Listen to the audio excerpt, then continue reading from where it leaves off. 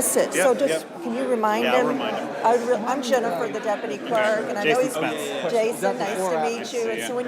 when I saw you do the coffee thing, so, because he'll be an He- example he- for everybody else. He is experienced at this, but I'll make sure he knows how to work this 'Cause he'll be- particular one. Yeah, because, thank you, Yeah, Jason. no problem. They won't. They can't. The Press the button when you talk. picture The light will come on. pretty solid. So he does a really good job. It's our first time using it. Have you met the rest of our crowd? No. Oh, okay.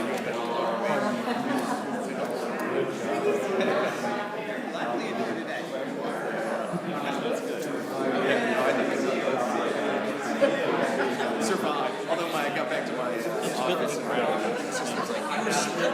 I was like, have you seen those seats? Like, they're like the worst. Like, Parker seats. Yeah, these we have good.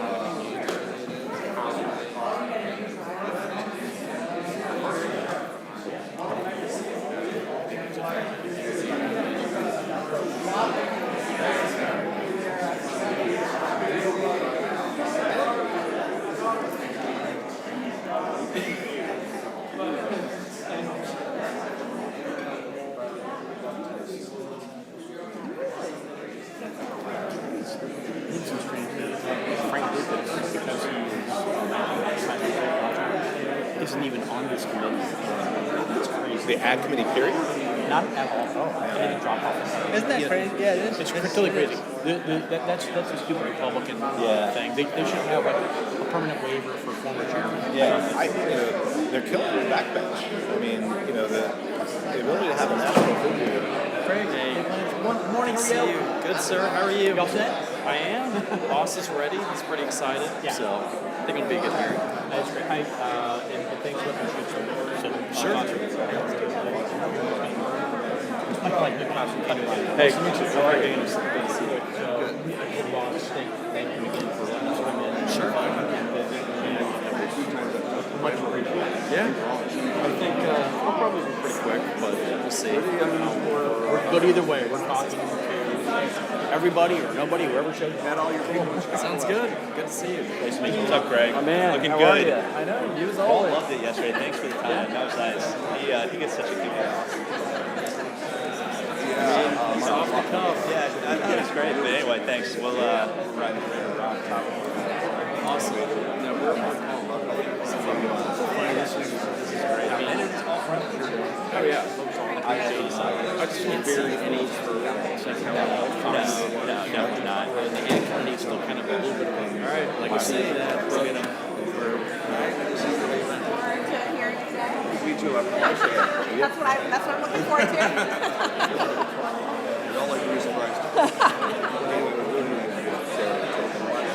Yeah. Paul's yucking it up there. No, I mean, I'm selfishly, we all have to do everything. Because there's just not enough of us all. So it's been great. So we had a nice time Okay. this week with all the guys from Chicago. Oh, really? Including Mark Minnick. I'm going to say no. Yeah. Yeah.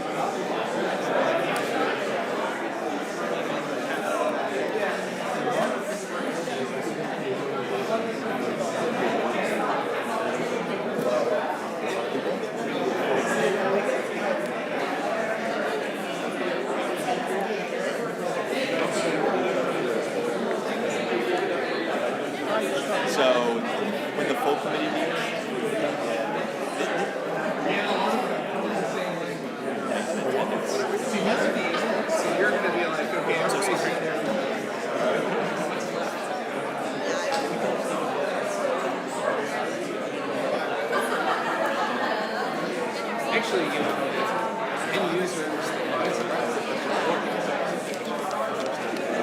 you're the one accessing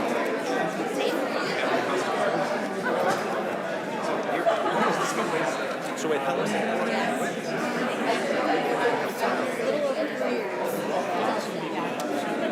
Time has flown. Oh, awesome. That's awesome.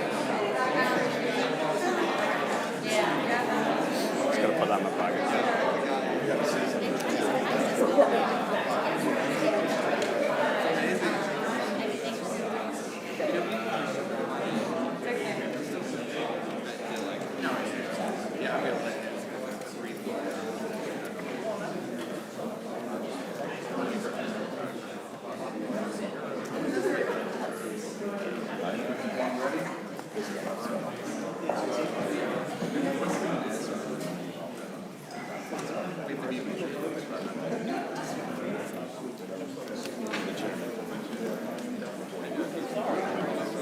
Yeah.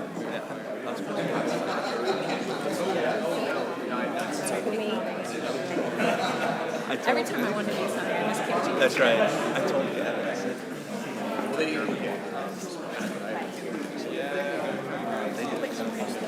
This is yours. It's just extra. that's the default. If you want it.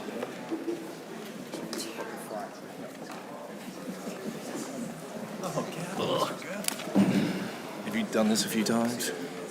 Like 2 years ago? Yeah. Well, not. What were the topics? Not with the. 2 years ago, it was,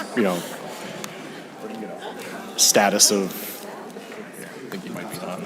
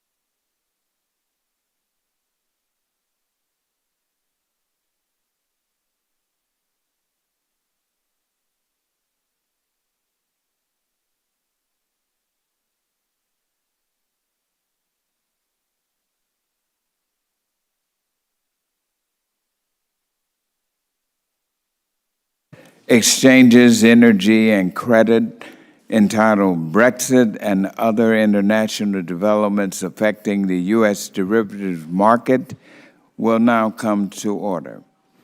And I want to thank everyone for joining us this morning.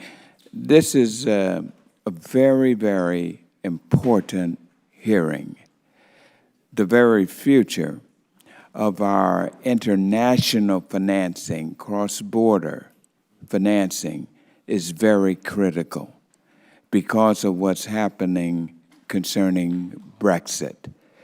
So today we really want to examine it very thoroughly, so we come to a very succinct understanding with supreme knowledge as to how the situation involving the European Union's divorce with Great Britain affects our United States financial industry. It is most important that when we leave this hearing today, we will have one resolve, and that is to make sure what is happening with Brexit and the European Union does not, will not, and cannot put our United States financial industry in a weakened position. It is important that the United States financial industry remain in its position as the most significant, most important, most influential financial system in the world, because the world is depending on that and us making sure of it. There are some threats out there with this move in Brexit. And that's why we in this committee realize our responsibility as members of Congress to hear from you, to hear from our market participants, for you are the ones that engage in this. And we've got to remember that this is an $843 trillion, not million, not billion, but trillion-dollar piece of the world's economy. And let me assure you that the United States financial system must remain number one in this strengthening position.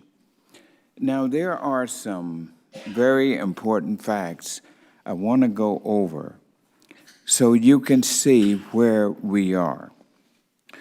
First of all, as we look at Brexit and other international developments, we know without a doubt that there are 27 members of the EU that are bracing for Great Britain's exit from the Union.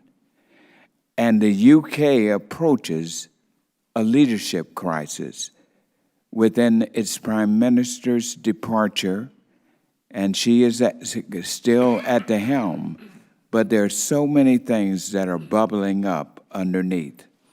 Now, it's important for me to share with you that in 2016, the CFTC completed, that's the Commodities, Futures, and Traders Commission, completed a 3-year negotiation for an equivalence agreement.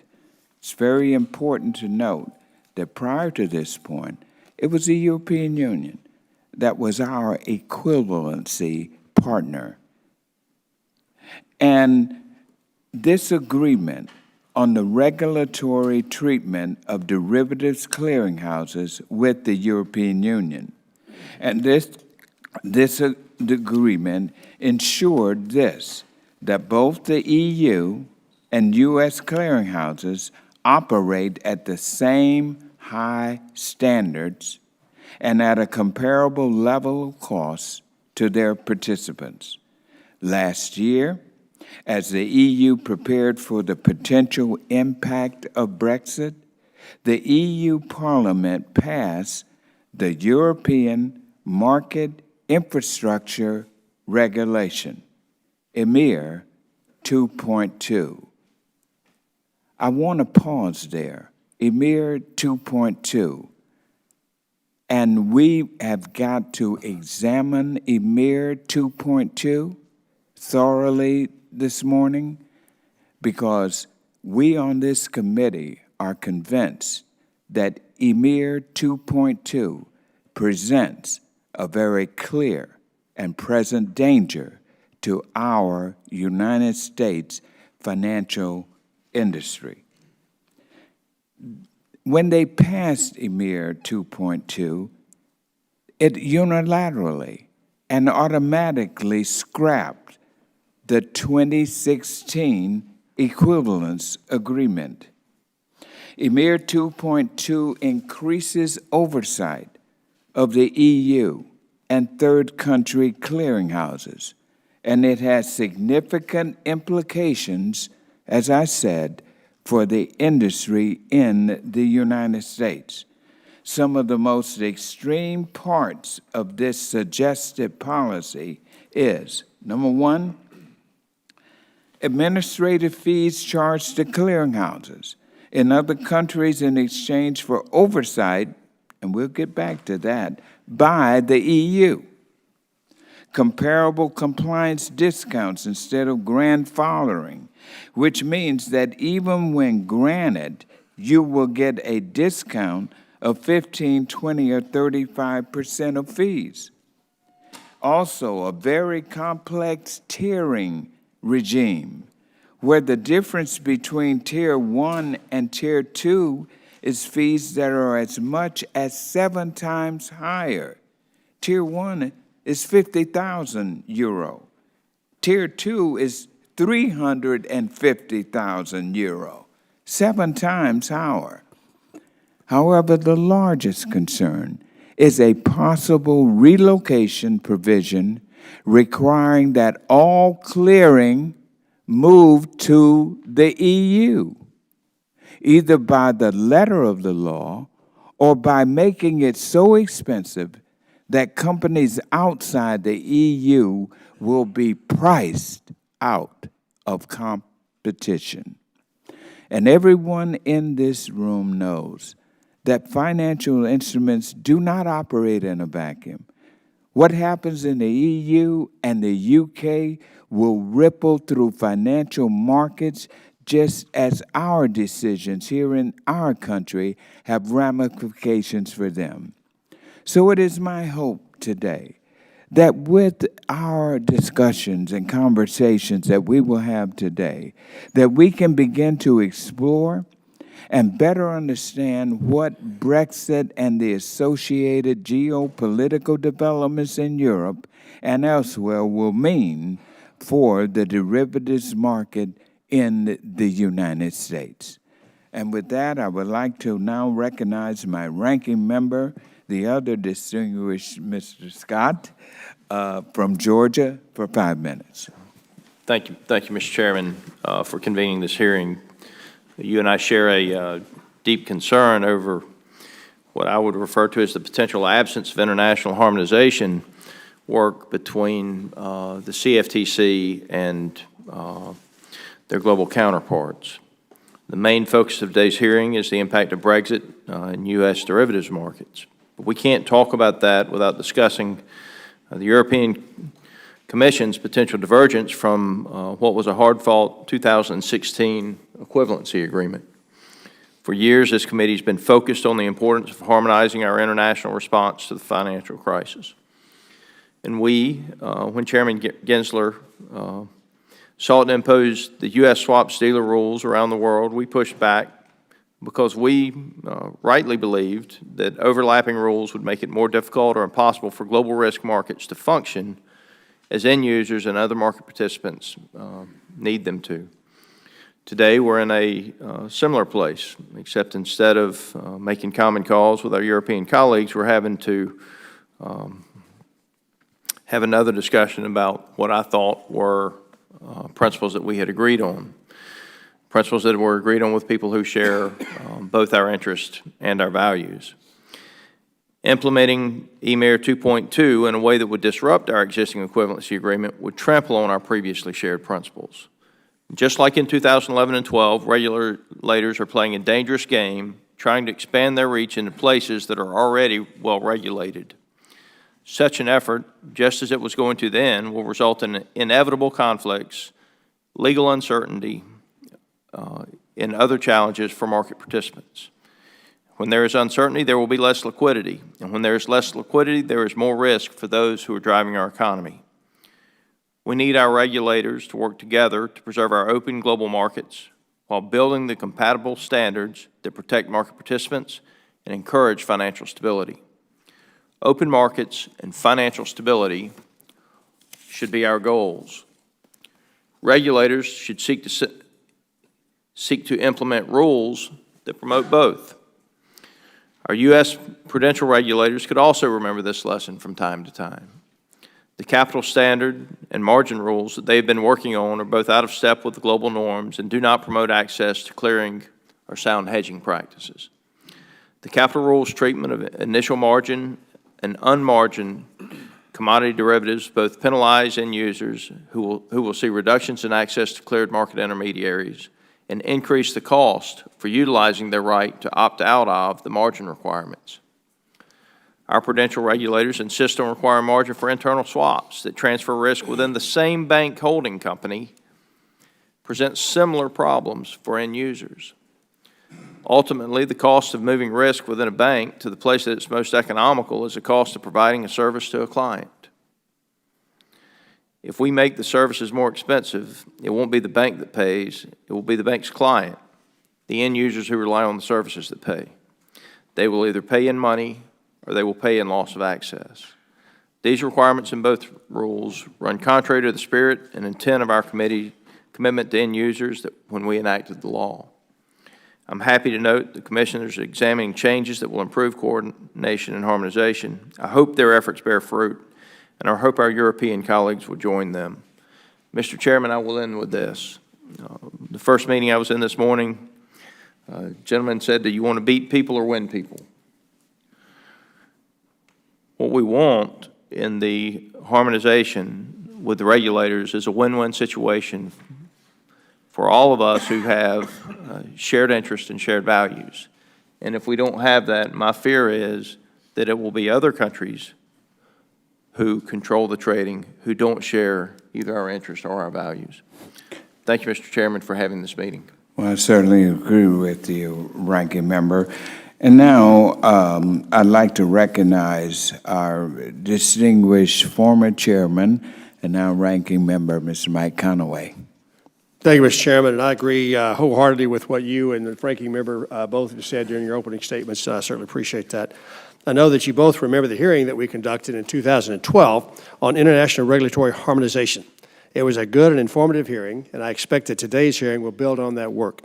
I was looking through the transcript of that hearing in preparation for today, and I'd like to share some words of wisdom submitted by Chairman Stephen Mayor, who was then, and still remains, the chairman of the European Securities and Market Authority, or ISMA. In written testimony, he summed up the issues we're talking about today quite well.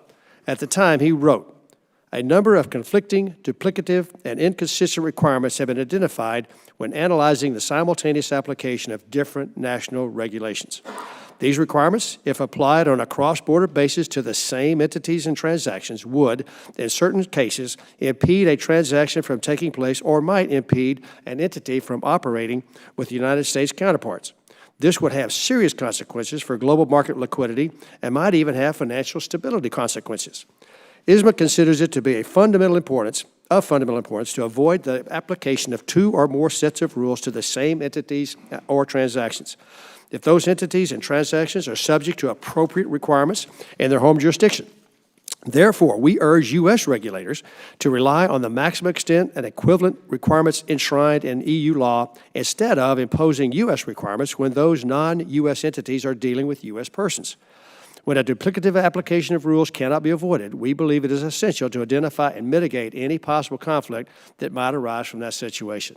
As Ranking Member Mr. Scott mentioned at the time, you and I and this whole committee argued strenuously against our own U.S. regulators when they sought to push the boundaries of our regulations too far. We were worried about exactly what Chairman Mayor identified: duplicitous and inconsistent requirements, harming global liquidity formation, and raising financial stability concerns.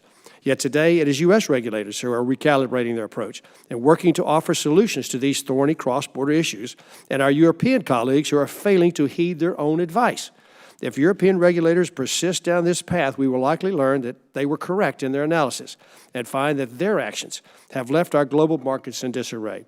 Mr. Chairman, before I close, I want to mention my deep disappointment in comments made by a senior Commission official at a conference several weeks ago in London. It is particularly personal to me because you and I so warmly received his testimony on this topic during that December 2012 hearing.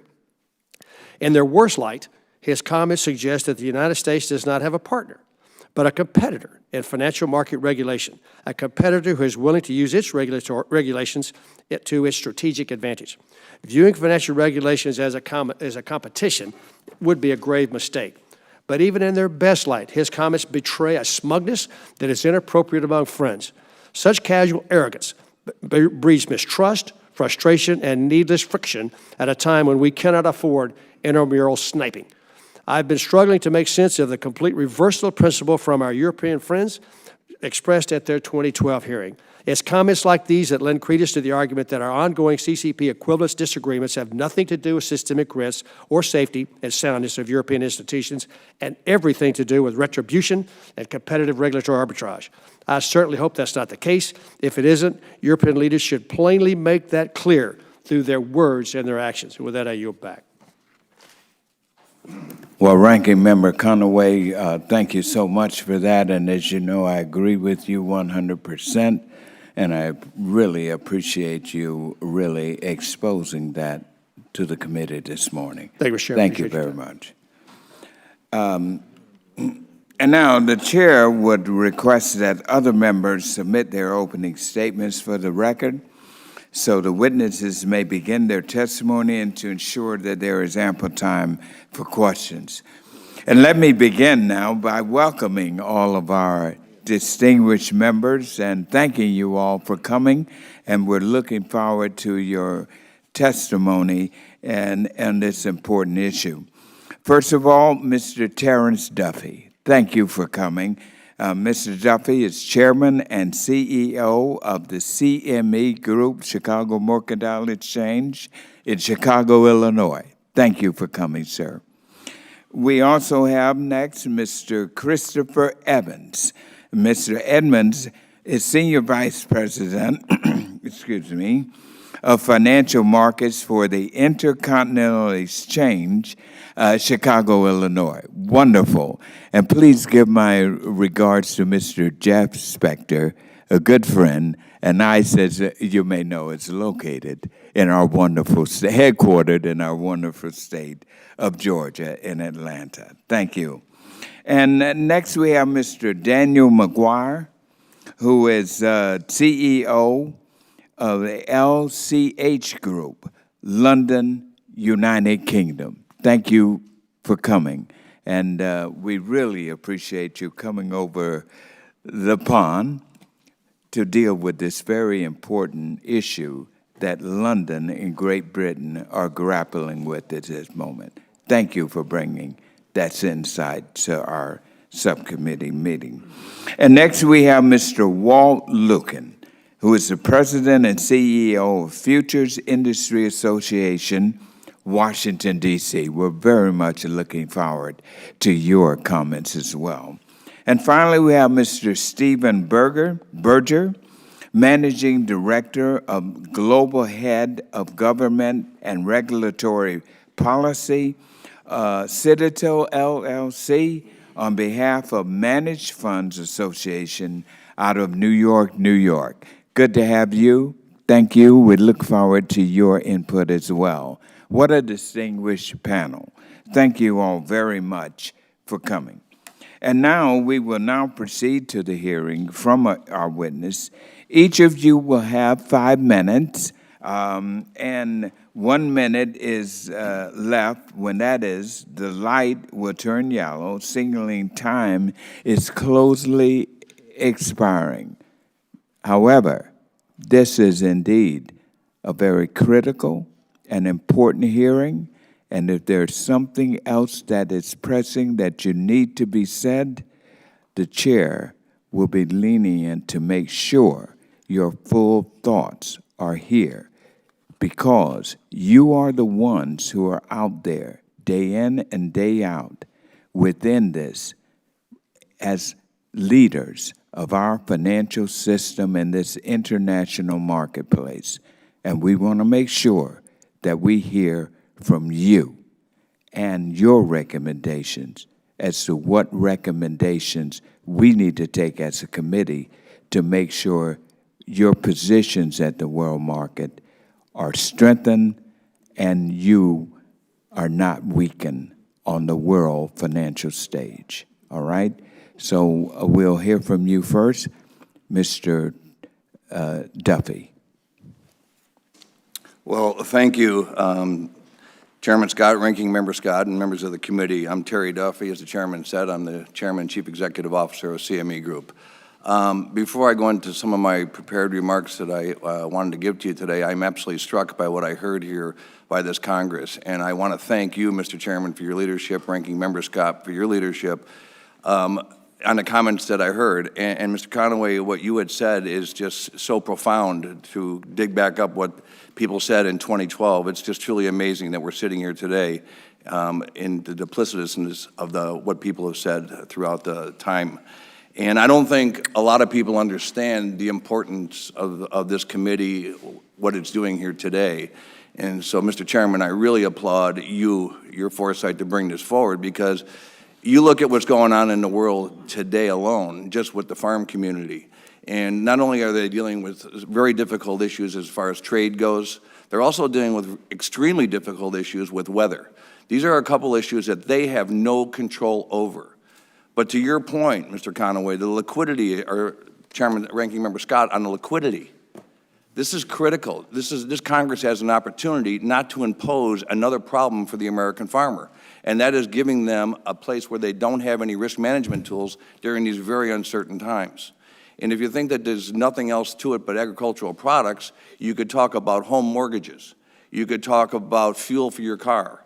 You could talk about your 401k. All these different services that we use in our daily lives need risk management products. And if you drive the cost up, I think Mr. Conaway said, it will fall on the consumer. That's where it ultimately goes. So your foresight to have this committee is critically important. It's a lot more than just regulatory arbitrage. This has a lot to do with the American consumer and the global consumer. So I really applaud your efforts, all of you in this committee, for going forward with this.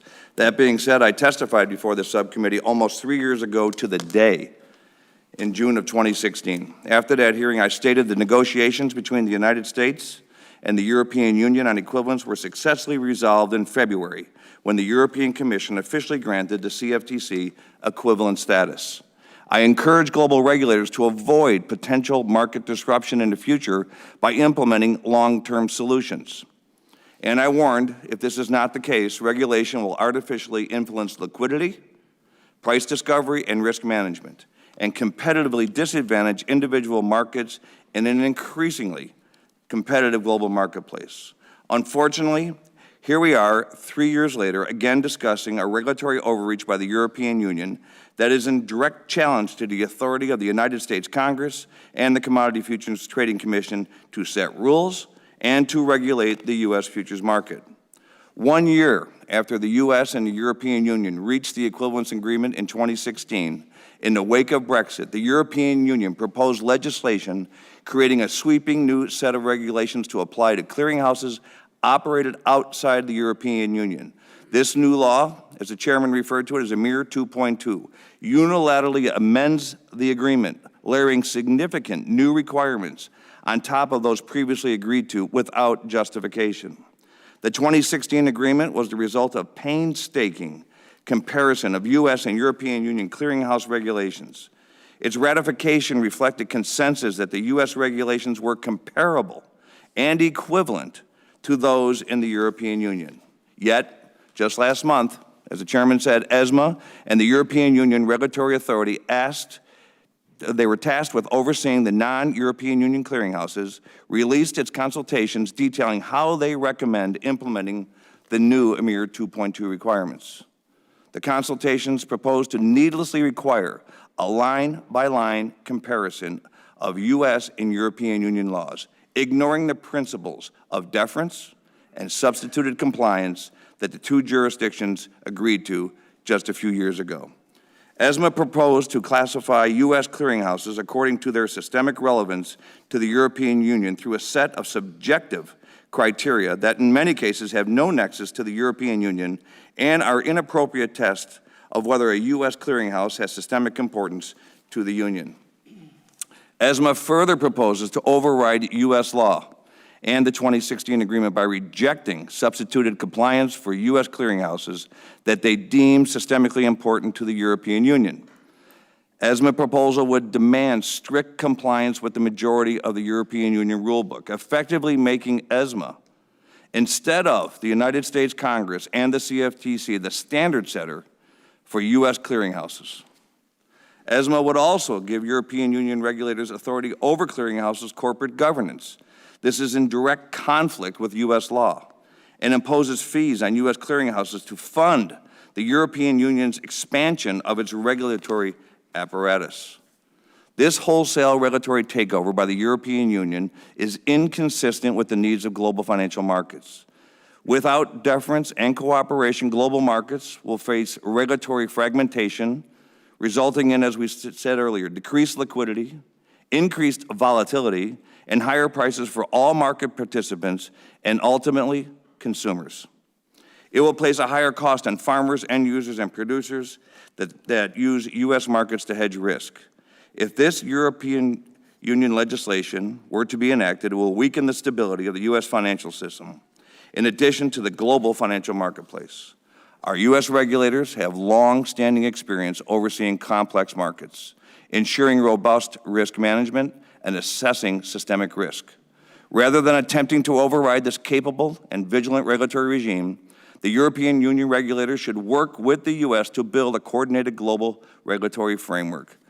Mr. Chairman, members of the committee, I thank you for giving me the extra time to give my comments today. I look forward to answering any questions you may have. Thank you very much, Mr. Duffy. That was very informative. And now I recognize, I don't know, what did I,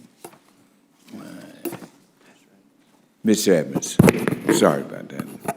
Chairman Scott, Ranking Member Scott, and members of the subcommittee, I'm Chris Edmonds, Senior Vice President for Financial Markets, Intercontinental Exchange, or ICE. I appreciate this opportunity to appear before you today as this committee looks at Brexit, EMIR 2.2, and related cross-border issues. Central counterparties play a critical role in financial markets, serving the needs of market participants around the globe. Policymakers across the world, including this committee, have an interest in safe and efficient markets. Since launching an electronic marketplace for energy in 2000 in Atlanta, Georgia, ICE has expanded in both the U.S. and internationally. We have acquired or founded derivatives exchanges and clearinghouses in the U.S., Europe, Singapore, and Canada. In 2013, ICE acquired the New York Stock Exchange, which added equity and equity option exchanges to our business. Today, ICE owns and operates 6 geographically dispersed clearinghouses that serve global markets and customers across North America, Europe, and Asia. Each of these clearinghouses is subject to direct oversight by local national regulators and subject to regulations reflective of the G20 reforms and IOSCO principles. Our assets are regulated by the CFTC, the SEC, the Federal Reserve System, the Bank of England, the UK Financial Conduct Authority, the European Securities Market Authority, the Monetary Authority of Singapore, among others. So over the last decade, we have become familiar and worked closely with global regulators to understand their unique perspective. Clearing has consistently proven to be a fundamentally safe and sound process for managing systemic risk. Observers frequently point to non-clear derivative contracts as a significant factor in the broad reach and complexity of the 2008 financial crisis, while noting the relative stability of cleared markets.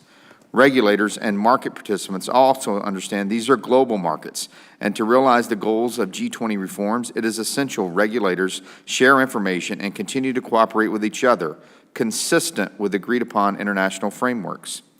As an example, ICE supports the ongoing dialogue between the European and U.S. policymakers where there have been notable success. The 2016 agreement between the European Commission and CFTC established a common approach to supervision of cross-border CCPs. This agreement promotes regulatory deference as well as prioritized provisions supporting robust global derivative markets. Continued regulatory cooperation is imperative as issues such as Brexit, which should have no bearing on these efforts, are determined by other political bodies and agendas. Differences and unsubstantiated changes in financial sector reforms can lead to overlapping and conflicting requirements. This is in no one's best interest, and it's been clearly articulated here today in previous comments. The spirit of cooperation should guide our ongoing discussion on critical cross-border issues, including EMIR 2.2 implementation and potential Brexit responses. The proposed EMIR 2.2 text contemplates that with respect to non-European Union domiciled CCPs determined to be systemically important, ESMA could rely on comparable compliance with the CCP local regulatory regime. However, the text also contemplates that ESMA be able to recommend and the Commission be able to adopt, after agreement with the ECB, an act requiring a clearinghouse to relocate in the EU if the central counterparty or some of its clearing services are of such systemic importance. A better outcome would be to continue the development and reliance on a model of supervisory cooperation, enabling EU supervisors to exercise appropriate and proportionate oversight of central counterparties. The European Commission policy goal is to ensure appropriate supervision of non-EU domiciled CCPs that are deemed systemically important. Completely understandable. ICE believes these goals can be achieved by ESMA employing mechanisms based on international standards such as CPMI IOSCO. Each national regulator should consider the interest of other relevant authorities and interested parties when managing a crisis. However, there should be no ambiguity in the ultimate decision-making authority. For the avoidance of doubt, the industry cannot afford any regulatory confusion in a time of stress. ICE believes the cross-border oversight and regulatory deference to home country regulators are essential to well-functioning markets. They are the foundation of healthy global markets. The CFTC's recent publication and Chairman Giancarlo's description of his vision for future CFTC rule proposals are, in ICE's view, positive steps towards implementing relevant laws, standards, and policies that further the goal for financial stability, resilience while minimizing supervisory duplication and conflict. ICE has always been and remains a strong proponent of open and competitive markets with appropriate regulatory oversight. To that end, we have and we will continue to work closely with this committee and all regulatory authorities to ensure access to all relevant information available. Mr. Chairman, thank you for the opportunity to share our views with you. I'd be happy to answer any questions you or the members of the subcommittee have today. Yes, thank you very much, Ms. Evans. Appreciate that. And now, Mr. Daniel McGuire. Chairman Scott, Ranking Member Scott, members of the committee, thank you for your warm welcome and the opportunity to appear before the committee today to discuss the evolving global dialogue on cross-border regulation of clearinghouses, as well as Brexit and its potential ramifications and impact on the wider markets. Some context. I'm Daniel McGuire. I serve as Chief Executive Officer of LCH Group, and I'm a member of the Executive Committee of the London Stock Exchange Group, a global financial market infrastructure business, which comprises of 4,500 employees globally, of which over 700 are here based in the United States. I've been with the firm for 20 years, including several years based in New York during the formative years of Dodd-Frank implementation, during which time I spent a substantive amount of time here in Washington working with the regulators on the swaps rules that were developed and implemented. LCH operates the world's largest clearinghouse for swaps. It's domiciled in the UK, and it's a global business serving global clients. It covers 60-plus jurisdictions in terms of clients, 26 currencies, and has regulatory oversight and direct licenses in 10 jurisdictions. Our home country regulator is the Bank of England. However, LCH has also been registered as a derivatives clearing organization, a DCO, with the CFTC since 2001, for over 18 years now, long before the crisis in 2008 and the Dodd-Frank Act. LCH's interest rate swap clearing service, SwapClear, clears circa 90% of the global cleared interest rate market. Really, to give some context, just as farmers and ranchers may use commodity derivatives to manage their risk of exposure to commodity price fluctuations, it's fair to say U.S. corporations, asset managers, and other end users in the U.S. utilize interest rate swaps to manage their risk exposure to interest rate fluctuations. The interest rate swap market is one of the largest global financial markets, and I'm pleased to provide our perspective on this important piece of the committee's jurisdiction.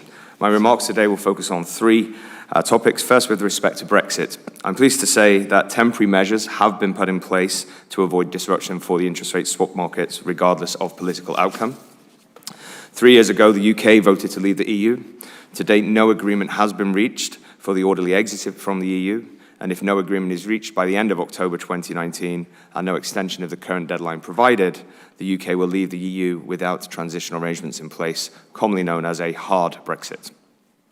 To mitigate the significant market disruption and financial stability risks in the event of a hard Brexit, the European Commission and the UK government collaborated to install temporary contingency measures that would allow EU participants to continue to have access to UK clearinghouses and their global liquidity in the event of a hard Brexit. However, regardless of if there is a hard Brexit scenario or not, LCH will therefore be able to continue offering all of these clearing services. So we welcome these proposals and actions by the European Commission and ESMA, as been referred to by others, which provided great clarity and certainty to market participants in the EU and outside of the EU too. As a systemically important global institution, our main priority continues to ensure the orderly functioning of the markets, continuity of service to our customers, and most importantly, supporting financial stability, regardless of the Brexit outcomes. My second point really comes to the evolving framework regarding large global international clearinghouses. The future architecture of global derivatives markets must, at all costs, avoid unnecessary fragmentation, and therefore must support a form of regulatory supervisory cooperation and deference mentioned by my other colleagues today. Following the financial crisis in 2008, the G20 agreement in 2009, the US passed derivatives reforms in 2010, and Europe the same in 2012. In 2016, the Brexit vote was shortly followed thereafter by the EU proposed amendments to EMIR that would redefine how clearinghouses outside of the EU would be regulated. This is commonly known as EMIR 2.2. Under EMIR 2.2, in the event of the UK departure from the EU will be treated similar, if not the same, to the US and other non-EU jurisdictions known as third countries in the EU regulatory context. Regulating global markets requires different jurisdictions to agree on the mechanisms to allow national regulatory frameworks to interact on an international level to avoid fragmentation into smaller, localized markets, which increases risk and increases costs for the US and their users. My third and final point, systemically important DCOs should be able to deposit their US dollar cash margin in a US central bank account regardless of their domicile. Although LCH does have access to central bank accounts in many of the G20 jurisdictions, it does not currently have that facility here in the US with the Federal Reserve. As the discussion over the cross-border clearinghouse regulation progresses, we believe that is absolutely imperative for central banks to require clearinghouses that manage substantial risks in their jurisdiction to maintain a deposit account for their currency. To be clear, this is deposit accounts for safekeeping of customer margin. This is not and should not be confused with the Fed providing emergency lending in the event of a crisis, often known as a discount window access. Central bank deposit accounts are widely agreed by the industry and regulatory community as the safest option for clearinghouses. And to put this in context, LCH's daily US dollar cash balances for US customers is in the region of $30 to $40 billion. It's important to note that we operate an extensive global collateral management function to ensure safety of margin that it receives. Having access to a central bank account would only enhance that. So in line with the recommendations from the US Treasury Department and others, we would urge this committee and the relevant US financial regulators to further evaluate the important financial stability role that central bank deposit accounts could make and could play for systemically important DCOs such as LCH and others that are here today. Chairman Scott, Ranking Member Scott, and members of the committee, I'd like to thank you again for this opportunity. I apologize for running over, appreciate the opportunity to finish, and I look forward to answering any questions you may have. Well, thank you, Mr. McGuire, and you have certainly opened our eyes to much of what we really need to be aware of being on site there in London. Mr. Lucan. Chairman Scott, Ranking Member Scott, Ranking Member Conway, and other members of the committee. Thank you for this opportunity to testify. I agree with the rest of the panel. Your leadership on this topic is extraordinarily important. FIA is the leading global trade organization for the futures, options, and cleared derivatives markets. Our mission is to support open, transparent, and competitive markets. I highlight the word open in our mission because open markets allow people access to hedging vehicles around the world, as you can see by the panel here today. Most importantly, to farmers, producers, and manufacturers who are looking to hedge that risk. So open markets are extremely important. And certainly, in fact, this committee earlier this month in a separate subcommittee held a hearing entitled "The State of U.S. Agricultural Products in Foreign Markets." Members of both sides of the aisle agreed that U.S. producers benefit from fair access to open markets. The same holds true when it comes to financial markets as well. The American farm economy benefits from open and fair access to global derivatives markets. Without this access, costs to farmers, ranchers, and producers to hedge their risk would increase. To illustrate the global nature of the derivatives markets, FIA has polled several of its member exchanges, many of them sitting at this table, regarding the percentage of their volume that comes from foreign counterparties.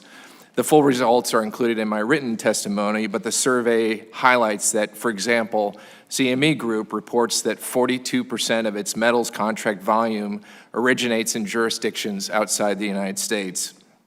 ICE reports that 35% of its volume in agricultural business comes from outside the borders of the United States as well. European exchange, Eurex, has 79% of its volume for interest rate products coming from outside of Germany. These global markets would not have developed without a common sense regulatory approach based on international cooperation. FIA strongly supports the regulatory recognition and deference model that has been the foundation of the futures industry for years.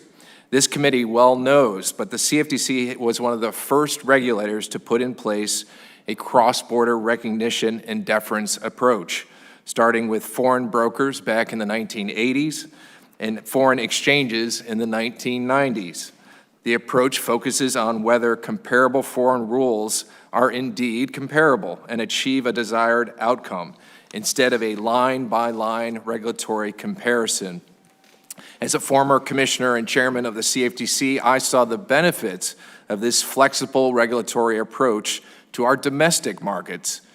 However, with post-crisis reforms and the Brexit decision, there are concerns that regulators are moving away from the pragmatic approach by imposing direct authority on third country exchanges, clearinghouses, and transactions. And this divergence could lead to conflicting rules and harmful market fragmentation. Europe, of course, as we've been discussing, is beginning to design a regulatory framework without Britain, treating them as any third country nation outside the EU. This will have an impact on all third country nations, including the United States. FIA is closely monitoring recent revisions to the EMIR 2.2 legislation on clearinghouse supervision. This law may require U.S. clearinghouses that are deemed systemic to be in compliance with significant elements of EU law and to be overseen by EU regulators. If implemented without proper deference to U.S. supervision, this law could lead to contradictory requirements, duplicative supervision, and counter-reactions by global regulatory authorities. Indeed, the G20 has market fragmentation as an agenda item for discussion later on this week in Japan. This is of real concern at all levels.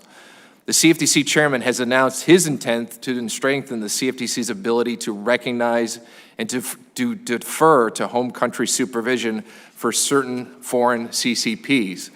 FIA stands ready to comment on both EMIR 2.2 and the CFTC's proposals when they are released to ensure that the proven regulatory deference and recognition approach remains the standard for cross-border regulation. It is imperative that we get cross-border issues right, especially with Brexit looming. The stakes are incredibly high. Without common ground, we may find ourselves with increasingly fragmented markets. that doesn't benefit anyone, especially customers and producers. I want to thank this committee for focusing on this important topic, and I welcome any questions this committee may have. Excellent testimony, Mr. Luke, and I agree with you 100%. Now we'll hear from Mr. Burgers. Chairman Scott, Ranking Member Scott, members of the subcommittee. My name is Stephen Berger, and I am the Global Head of Government and Regulatory Policy at Citadel. Citadel is a leading investor in the world's financial markets. For over a quarter of a century, we have sought to deliver industry-leading investment returns to clients including corporate pensions, endowments, foundations, public institutions, and sovereign wealth funds.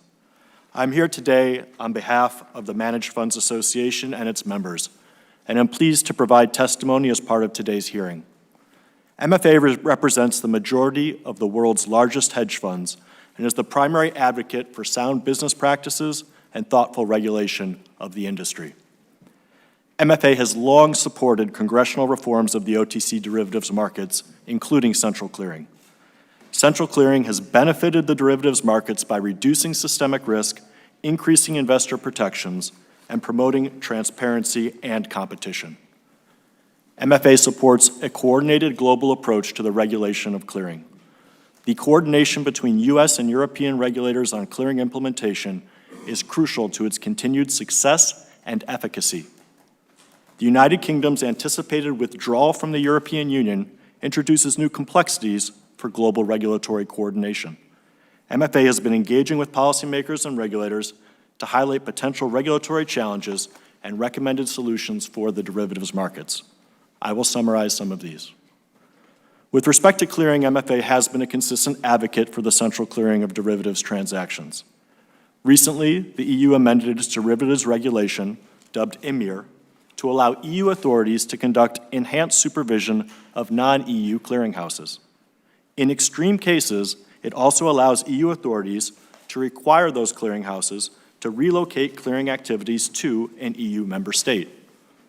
The impact of these changes on the U.S. derivatives markets will depend on how EU authorities choose to implement their new power.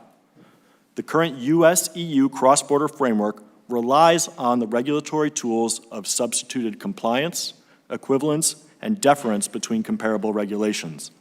The new EU powers granted by EMIR could affect that framework.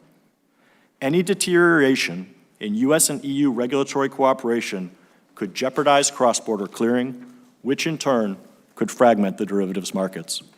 We urge U.S. and EU regulators to work together to develop an agreed approach to cross-border CCP supervision using existing tools. Another international clearing-related concern is the Basel III leverage ratio. The current application of the leverage ratio to investors' cleared derivatives positions is counterproductive and increases rather than mitigates risk. Banks' capital requirements should reflect the risks of their activities. However, the leverage ratio does not currently take into account the fact that with respect to banks' clearing activities, customers post collateral that offsets the bank's clearing-related risks. Recognizing this offset is necessary to ensure that customer clearing remains affordable and that customers have fair and equal access to clearinghouses. MFA was pleased by the announcement last week that the Basel Committee has finally called for an amendment to the leverage ratio to provide that offset. If the Basel Committee's upcoming published standards are consistent with that announcement, we would join CFTC Chairman Giancarlo in his call to U.S. prudential regulators to promptly implement the revised leverage ratio into their rules. Next, with respect to derivatives trading, the CFTC's proposed amendments to its rules for trading on swap execution facilities is also a key area of concern. The proposal could jeopardize the current equivalence framework between U.S. and EU trading venues that was built on shared commitments to impartial access, straight-through processing, and pre-trade transparency. We encourage the CFTC to make the scope of any amendments more targeted. Lastly, the implementation dates of new margin rules for uncleared swaps are approaching. However, these rules are complex and involve significant compliance expenses and resource commitments. In the near term, the CFTC should work with the prudential regulators to provide guidance to help smooth the market's transition. In the longer term, domestic and international regulators should work to recalibrate the regime. MFA has suggested a number of regulatory measures to help avoid significant disruption to the swaps market, such as extending the phase-in timeline. As a final note, I want to reiterate that the successful implementation of clearing in the U.S. and EU has greatly benefited the derivatives market. The coordination between U.S. and EU regulators over the past several years has been critical to achieving the robust derivatives clearing that we see today. It is therefore important for the U.S. and EU to find a path forward on clearing-related issues. We appreciate the committee's oversight of international developments affecting U.S. derivatives markets, and I thank you for the opportunity to speak here today. I would be happy to answer any questions. Well, thank you. Thank each of you for your very informative remarks and information you relayed. And I certainly this time want to thank my staff, our Agriculture Committee staff, for pulling such a distinguished panel together. Thank you all very, very much. Now, members will be recognized for questioning in order of seniority for members who were here at the start of the hearing. After that, members will be recognized in order of arrival. So I'll start, and for myself for 5 minutes. You know, as I said at the outset, we want to really find out from you what we should do in this situation as members of Congress, what we can do to make sure that there are no impediments. And from each of your testimonies, you have shared with us some impediments, some things that are standing in the way that need to be removed because of this Brexit situation. And so we want you to be frank. We want you to give us some direction in how we can make sure that our market participants in the cross-border are not inhibited by this divorce that is going on, and also this kind of untoward activity that the EU in and of itself is doing that appears to be some sort of power play. And we want to be knowledgeable from you so we can put into action the necessary movements that can help make sure that our market participants, the United States financial industry, are not put at a disadvantage with what is happening with the European Union and Brexit. But first and foremost, I'd like to get the panel's take on what you think about the most recent and timely news from the CFTC. What are your thoughts on the CFTC's announcement yesterday of the creation of a process to terminate the exemptive relief they have offered to foreign firms under their Part 3 rules? We'll start with you, Mr. Duffy. And then I'd just like very quickly to get each of your take on this. The CFTC's move yesterday is very important. Want to kind of find out how you all feel about it. So I'll save my comments on what you should do. I think that was your original question, but we'll talk about what the question you just asked is, what do we feel about what the action was taken yesterday? I think it was very significant for a couple of reasons, sir, because I think it's the first time we've seen a unanimous decision come out of the commission for all 5 commissioners from both sides of the aisle to agree that this is a big issue, not too dissimilar to what we're hearing from your committee here today. So I think that was a very, very strong positive message. And if they were to enact, to take away the exemption of the Part 30, it would make it very, very difficult, obviously, for European brokers to deal with U.S. clients. They'd have a whole host of new hurdles they would have to go under, which in return would be a lot of cost associated with them. So I was very heartened to see that the chairman and the rest of the commissioners put that out for comment, and that is their position. So I think that's a really good, strong starting point. Very good. Mr. Edmonds, Vice. I certainly recommend or recognize what they did yesterday was adding a tool to the tool chest they've had. I think on a historical basis, everyone's looked at that as something that would not be touched at that. But now they've been very clear about what they put out there, giving them the opportunity to take advantage of that given certain circumstances once it's warranted. And I think there are going to be a lot of collection of tools that go in the toolbox before we get through this conversation at a holistic level. All right, Mr. McGuire. Thank you, Chairman Scott. I'll be brief. I think it's, to reiterate what Chris said, I think it's a tool in the toolbox. I think that's clear. From our perspective, we are clearly a non-US domiciled CCP. It doesn't directly impact us. We operate here, as mentioned in my testimony, under a direct registration model, which we're strong advocates of. So we are fully compliant with all the rules and don't rely on elements of this. What I would encourage, though, I think it's a potential tool in a potential set of circumstances. I think there's definitely a need all round to consider this, how do I put it, to think about not having an arms race and thinking about more cooperation. I think the danger is as things escalate, things could turn into an arms race, and it's very important that we take the temperature down in time. But I understand the motivations for doing the change in the rule. Right. Mr. Lucan? Yeah, Part 30 is the regulation the CFTC has to allow U.S. customers access to foreign markets through foreign brokers that are deemed comparable.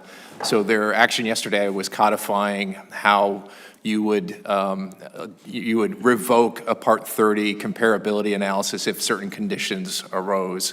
This was codifying, I think, what was already regulatory practice. Again, it's a tool in the toolbox. You know, it is, if you're looking at carrots and sticks, regulators need carrots and sticks. This was a stick. I think, you know, the regulator and Chairman Giancarlo has also talked about some carrots as well, which is we need to get to a more comparable regulatory structure so we don't have to register DCOs around the globe. I'm looking forward to the holistic package that he's planning to put out, both Part 30 yesterday as a stick and hopefully some carrots in the coming weeks. Right. And Mr. Berger. Thank you. As you noted, Mr. Chairman, the proposal was voted out yesterday, so MFA looks forward to reviewing and commenting during the public comment period. I would note, seconding what Mr. Duffy said, there was a unanimous and bipartisan vote by the CFTC commissioners to move forward. And as a general matter, I think it's good public policy to codify powers that currently only exist as part of exemptive relief. Right. Thank you very much. My time is expired on that, but I will make this. Hopefully I'll have a chance, or you may get to it with one or the other. But what I may want to come back on is that I want to make sure that we get back to this EMIR 2.2 and what we in Congress need to do in terms of this. And I've talked with the CFTC, and there may be a move that we have to put in place to retaliate, and we will examine that. And perhaps Mr. Scott and some of the others will get to that. I now recognize the ranking member for his. Thank you. Thank you, Chairman Scott. And Mr. McGuire, I appreciate your comments about reducing the temperature. I think that would certainly be the desire of the committee and many of the others. Mr. Duffy, you discussed the idea of regulatory sovereignty and how infringement on the CFTC's ability to regulate U.S. domiciled entities could be harmful. Can you expand on the dangers you see when you look at the potential of having two regulatory masters? Yes, sir, and thank you for the question. First of all, it's against the law for the CME to be in compliance with EMIR 2.2 because under the U.S. Law, the CFTC is our primary regulator, and that's it. So we'd actually be in technical violation of U.S. law if we were to be in compliance with EMIR 2.2. That's just for starters. So the answer to that is, what do we do? Well, we could not do business in Europe, but that doesn't make any sense for all the reasons that we outlined. Having duplicate costs associated with this, again, I don't think anybody can understand really what that's going to do to the ultimate consumers, and it's not just in the U.S., it's everywhere. When these spreads widen, you know, those costs have to be borne by somebody, and market participants will bear them, and they will bear them in a way that they can widen their spread, so that's how they do it, and that puts the cost on the consumer. So I think that is very damaging. And again, as I said earlier, this is just not agricultural products. This is your home mortgages. This is your 401ks. The illiquidity that you mentioned earlier, sir. That's a big, big issue.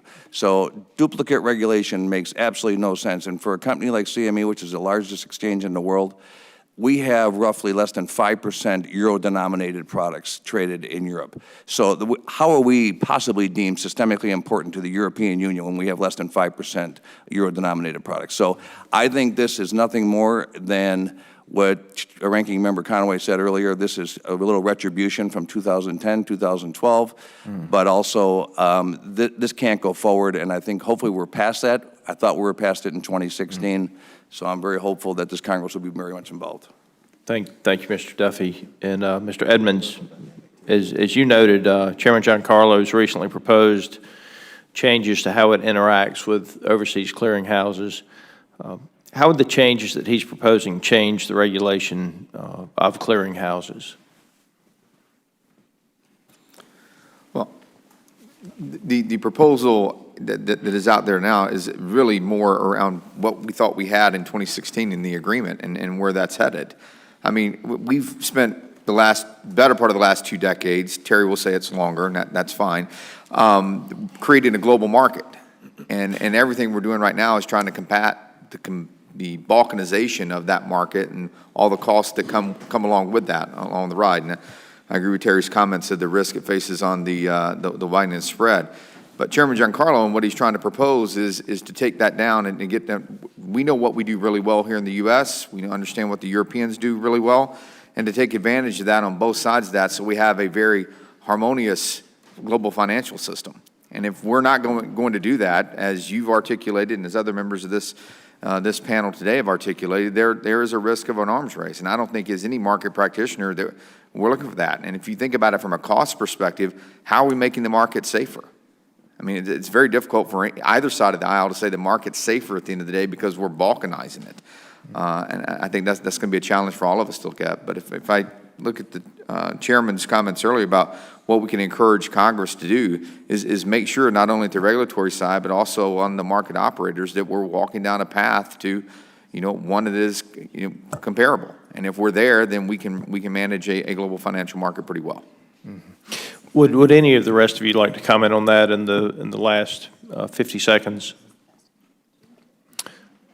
I would just mention risk management. I think the fear, as much as we can talk about costs and access, but during a crisis when when CCP is trying to preserve the safety and soundness of the system, and you have 2 regulators telling you conflicting things, I think that is, to me, the scariest part of this. And we want to make sure that in this deference approach that it's clear who the principal regulator is and who a CCP has to listen to, so they're not conflicted during a time of crisis that could have significant market disruption. Thank you. Chairman, my time's expired, but it's pretty clear to me the extreme risk and cost that come with not having the harmonization to the U.S., not just the U.S. markets, but the global markets and the end users out there. And that, again, is very, as you know, damaging to the global economy. With that, I yield the remainder. Well, certainly agree with you, Ranking Member. Excellent comments. And now we'll hear from Ms. Spanberger, please. Thank you, Mr. Chairman. Good afternoon to our witnesses. I represent Central Virginia, home to farmers and producers across the 7th District of Virginia. And we've touched on some of the risks to global markets that would be created in the event of hard Brexit and some of the steps that might be taken to mitigate those risks. But given the lack of certainty that we have about the future and what we could be facing, I would love to hear from anyone on the panel who would like to comment on this. What could be the possible outcomes and scenarios facing some of the folks in my district? I'm concerned about the farmers who mitigate commodity price risk through future markets that trade on your exchanges, and other constituents from my district who may have pensions that are affected by these regulatory changes. Could you comment on how a soft Brexit might affect U.S. commodity futures and pensions, and how this would compare to the risks of a hard Brexit, and what some of my constituents on an individual basis might face in the future? Well, this is something that FI has taken a lead on, both in Europe and the United States, on preparing for Brexit. So at the marketplace, we've worked with all these exchanges and buy-side members at the panel to make sure that during either a hard Brexit or a soft Brexit, that there's transitional relief. So in a hard Brexit, of course, there is no transition. So, but we have received from the Europeans regulatory relief that will allow people to continue to access clearing in a hard Brexit scenario. We're hopeful that the two parties reach a soft Brexit, and there is a long lead time that will allow us to transition to the new arrangement. But I think the biggest fear is just the political risk involved with this, things outside of our control. I think this industry has done a very good job of planning for either a hard or soft Brexit. But there is, during a hard Brexit, they will cause market volatility, most likely. And that volatility could impact prices, including agricultural prices. So I think we've done about as much as we can to prepare for this. But there's certain things we just can't, and especially in a hard Brexit volatility situation.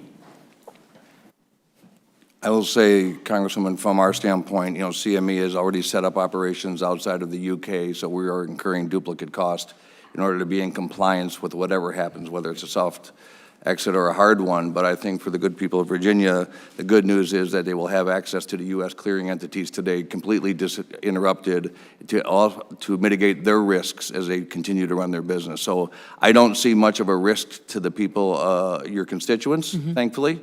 But the risk is the liquidity issue that I think we've all talked about, because there is a continuity of liquidity in the ecosystem that could have an impact on prices. But I'm fairly confident that because of some of the moves that we have made and others, that it should be relatively not interrupted for your constituents. Okay. Thank you. Would anyone else care to respond? Thank you, Congresswoman. Yes, just Thank briefly, you. I think we say we're hopeful of a soft Brexit. We're prepared for a hard Brexit, clearly. And to echo comments of others, there's been a lot of great work done by many across the industry to prepare for that. I think really that the area to focus then is on EMIR 2.2, which has been referred to already, which is not specifically Brexit, but is sort of interlinked with that. The outcome of an arms race, the outcome of a lack of harmonization that's been referred to, is that markets fragment. The outcome of markets fragmenting is liquidity splits, therefore supply goes down, demand stays the same, and in very simple first-grade economics, if supply is down and demand is the same, the price increases. So I think certainly in the financial products that we clear, we're not really clearing the agriculture, but things that would affect pensions, loans, 401ks, and mortgages and other things. If markets do fragment as a result of EMIR 2.2, we will see an impact to the end user and the customers and the constituents on those financial products. Thank you very much. My time is starting to get close to running down, but I was wondering, Mr. Berger, if you could comment on the risk that uncleared swaps pose and how well you expect the uncleared margin rules will work to mitigate this risk.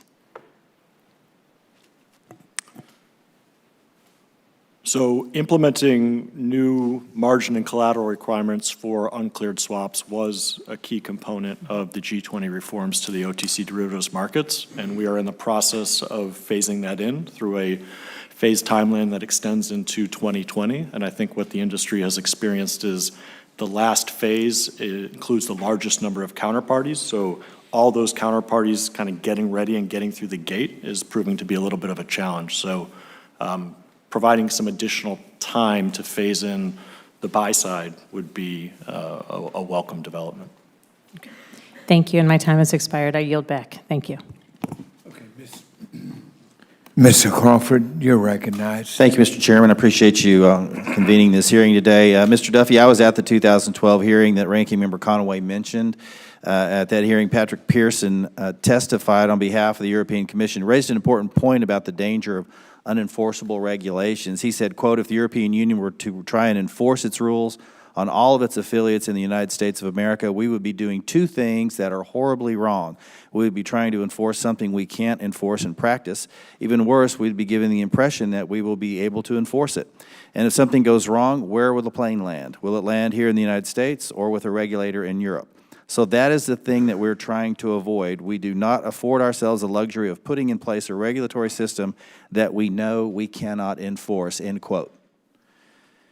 Is the EU in danger of putting in place a regulatory system it can't enforce? I'm not so sure it's in danger of putting in something that it can't enforce. I think what it's doing, it's trying to put something in place to displace you and the rest of the United States and take over as the regulator. So they probably, in today's global market, they probably could enforce it. And I think that's one of the main reasons why we're here today is because of the concern that U.S. entities are going to be regulated by European oversight, and that will displace the United States Congress and its own government agencies. We think that's the damaging part. So whether they could do it or not is something that yet to be decided because they haven't done it. So I would not be able to pass judgment on that just yet. Well, let me thank you for your candor. You indicated this. I do think there's a political dynamic here. I appreciate your candor on that subject, but in the bigger picture here, what we're talking about today, we've heard this recurring theme about liquidity and things of this nature, and quite frankly, what we're discussing here today, if we don't get it right, we're scaring a lot of liquidity out of the market. I have some concerns about my farmers back home who have, over the years, particularly since Dodd-Frank, have been literally scared out of the market, and at the same time, we in this committee have been told we need to move to a market-based system of agriculture support. And what's the market-based system? It would be obviously using the tools that CME offers. And yet farmers are afraid to get in it. There's a liquidity problem, which creates more volatility, which further exacerbates the problem for farmers that have become relegated to price takers.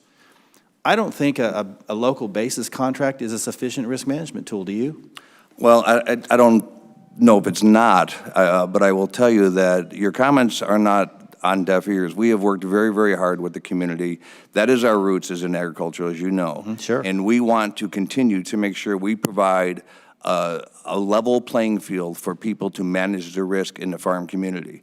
We're talking about feeding, 9 billion people by 2050, and the American farmer is a big part of that, but they're not going to be able to be a big part of that if they don't have good risk management tools to do so. So we need to do more with less, as you know from your community, and we're in a very difficult situation. So what I said at the outset, why in the world would this Congress or our government agencies sit back as somebody from another country is trying to take away the jurisdiction and create more uncertainty for the farmers of the United States versus the certainty they need? Because you know what? Sometimes you can't blame them for not wanting to tip their toes in the water, because if you don't know the rules of the road, you're not going to drive. Well, I'll tell you, I think what we have to do in this committee and then broadly in this Congress is we have to prepare ourselves to direct ag policy in that direction with regard to utilizing these free market tools. In the end, that's the only thing that's going to be left available to farmers. If we don't get that right now, if we scare that out of the market, what are we left with? And farmers are behind the 8 ball and have been for quite some time. And so when we talk about this in the context of hedge funds and all the terms that we've heard used, the industry vernacular, that creates even more discomfort, for lack of a better term, among the very folks that these markets were designed to help protect with regard to a risk management strategy. So as we move forward in that, I want to work with you on this, because I think we most definitely need to be incentivizing farmers to use these risk management tools. And this is a much more relevant question here in this committee to advocate for farmers. I have nothing against hedge funds. I think they're important. They're important parts of the market.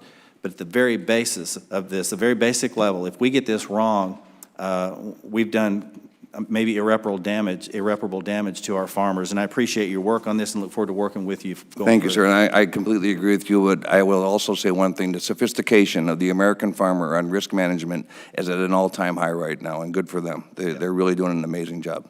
Thank you, and I yield back. Thank you, Chairman. Thank you, Mr. Crawford. And now we recognize the gentleman from New York, Mr. Maloney. Thank you, Mr. Chairman. I apologize for arriving late. I want to thank the witnesses for being here on this important subject, and I wouldn't have missed the first part of the hearing if I hadn't been shepherding a bill from my subcommittee on the Coast Guard through T&I this morning in a markup. But I appreciate the opportunity to be here. I appreciate the testimony you've all submitted.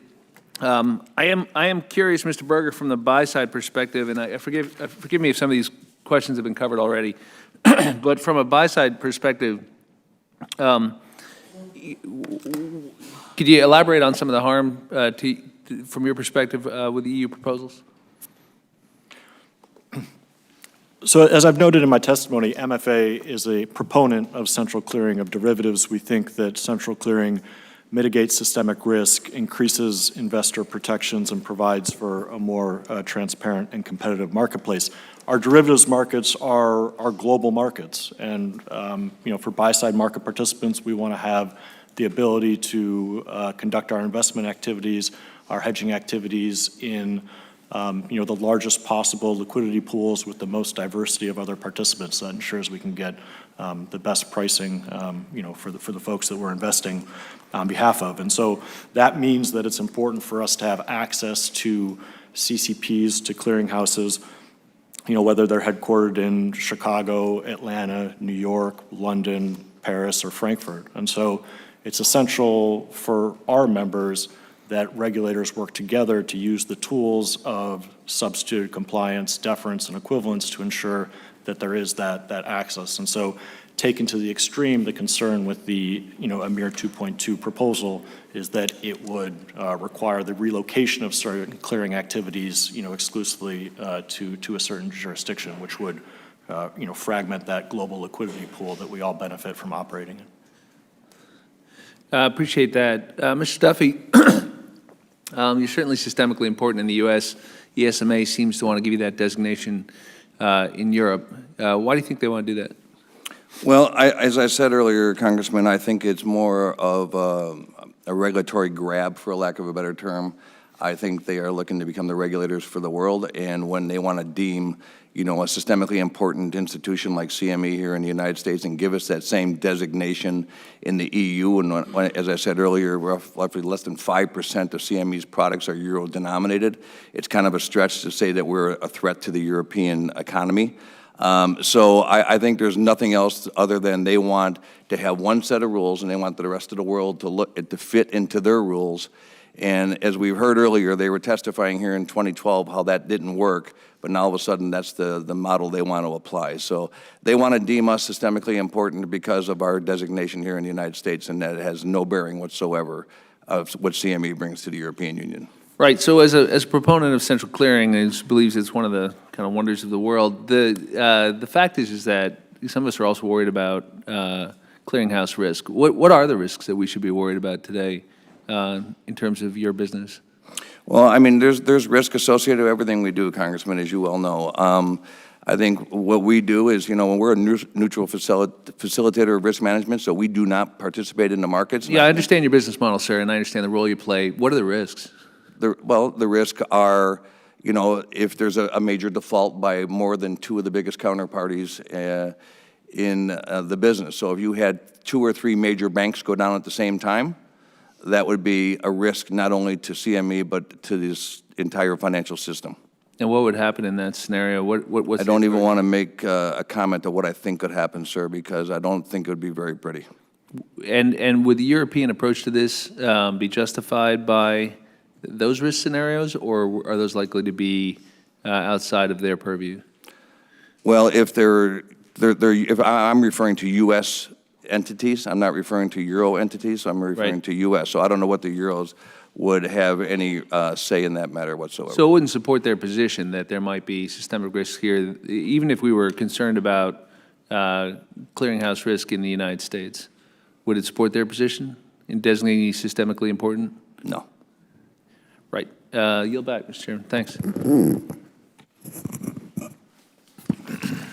Thank you very much. And now, General from Illinois, Mr. Bose. Thank you. Thank you, Chairman. Mr. Duffy, when you closed out your testimony, you encouraged Congress and the CFT to consider whether additional regulatory and statutory tools might be useful or necessary. As you know, the committee right now, we're preparing to reauthorize the commission again this year. That being said, as we do so, what remedies might, and I think this is what the chairman asked earlier, and I'd like to get into that, what remedies might be effective to protect U.S. markets and participants from ill effects of the EU's overreach? Thank you, sir. And I think when you look at the reauthorization process, you can definitely implement new tools that the CFTC can have in their tool chest, as was referred to by Mr. Edmonds. I think what the U.S. Congress could do is a lot more aggressive than just on reauthorization, putting in things to the CFTC. I think the United States Congress, who does a lot with the European Union on a whole host of issues, should put this in their side of the ledger sheet saying, we need to make sure this is fixed. We have other big issues as it relates between the European Union and the United States. Let's deal with them, but we also have this issue, and we're not going to have duplicate regulation associated with our products by your people. We're not doing it to you, so don't do it to us. So I think there's something that the Congress can take to the next level, and I think that's exactly why, and I applaud the chairman for holding this hearing, because when the CFTC voted yesterday unanimously on a bipartisan way, and I'm hearing nothing but bipartisanship by this committee, this is what the Congress, I'm hopeful, will continue to do and send a very strong message to the European Union that we have a whole host of issues we have to deal with outside of financial services that we're dealing with you on, and then we're going to put financial services regulation in that bucket, so make sure you get this accomplished. Thank you. And I'm letting you know that this committee is really in agreement with you. We're just wanting to make sure we're positioned correctly. Mr. Edmonds and Mr. Duffy and Mr. McGuire. Now, while all you operate clearinghouses that welcome participation from international clients, the mix of products that you clear is substantially different. Can you describe those differences as well as the differences in the regulatory and international coordination for these products? So we know the difference. Well, I think if we were going to describe the differences in all of our products, we might need more than this hearing allows today. Probably more than 5 minutes, too, correct? Well, more than 5 minutes. I think I would sum it up for you this way, and happy to follow up with you offline if greater detail is needed. From an ICE perspective, when we look around the globe, we're not going to tell anyone how to trade, where to trade, or what to trade at the end of the day. What we want is the opportunity to earn your business when you make a decision to trade. So if you want to be in a certain regulatory jurisdiction, we provide services in that. Some people do, others don't.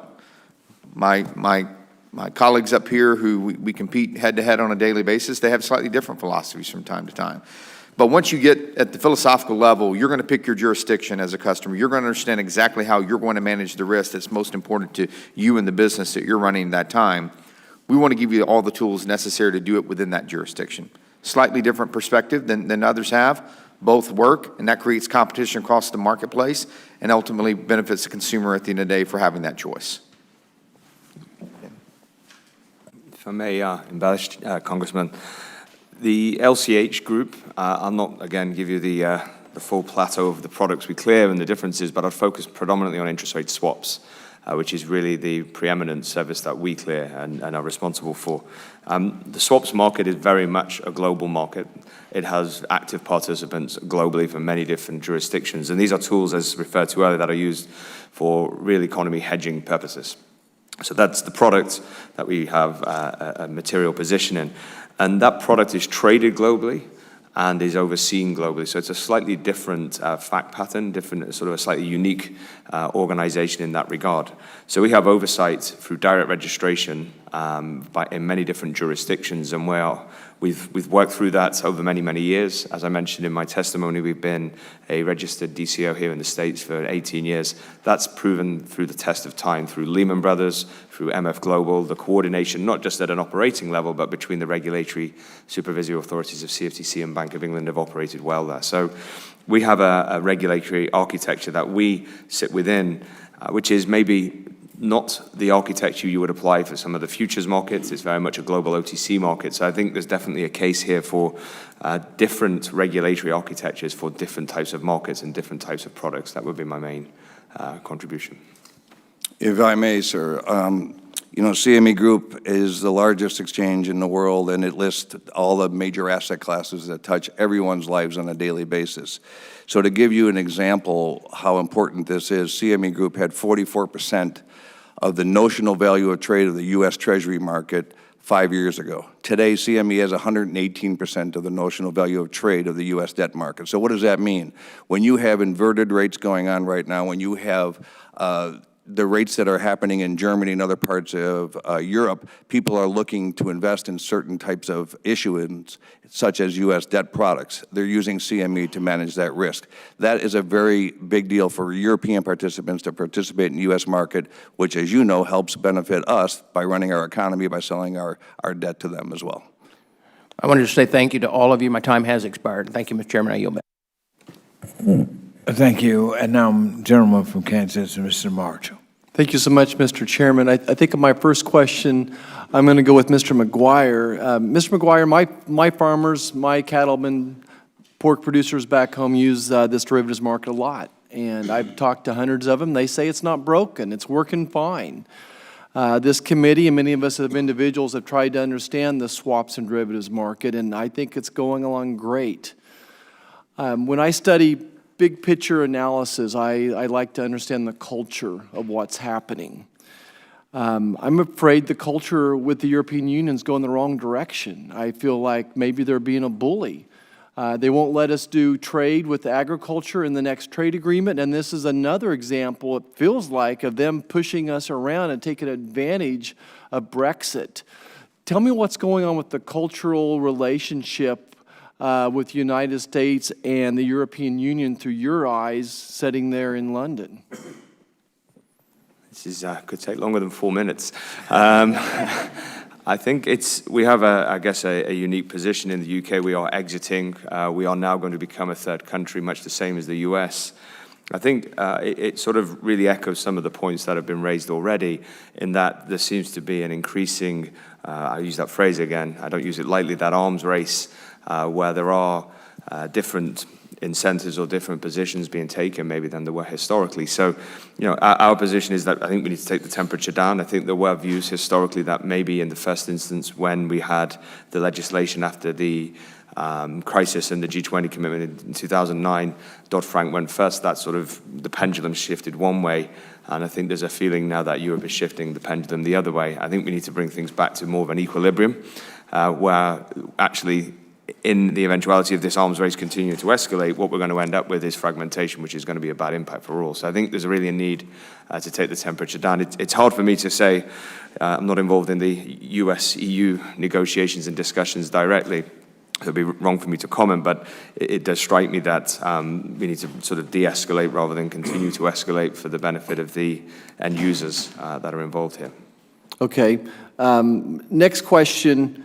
As the dollar, the euro, and then the British pound, as they fluctuate in values, does that give anybody any heartburn as we make this transition going forward? And maybe I'm worried about nothing. I mean, there are always macroeconomic events at the end of the day that impact volatility as it relates to currency markets on any one of those sovereign nations that you make reference to in your question. I don't know that anything in what we're doing here is any different than what you see on a daily basis. There could be individuals that have an opinion and choose to express that opinion through risk management tools and trading the products that any of us offer at that moment in time based on their opinion of where a market is heading or isn't. But that's a moment in time decision they'll make, and they will either profit from that or they will lose. All right, I'll go to Mr. Lucan next. If a CCP is faced with two regulators that are unwilling to defer to one another, is it possible that a foreign regulator, such as in the European Union, could impose requirements not for safety and soundness, but instead for competitive reasons? What does that look like? How would they take advantage of us on this, and how would it impact my farmers back home?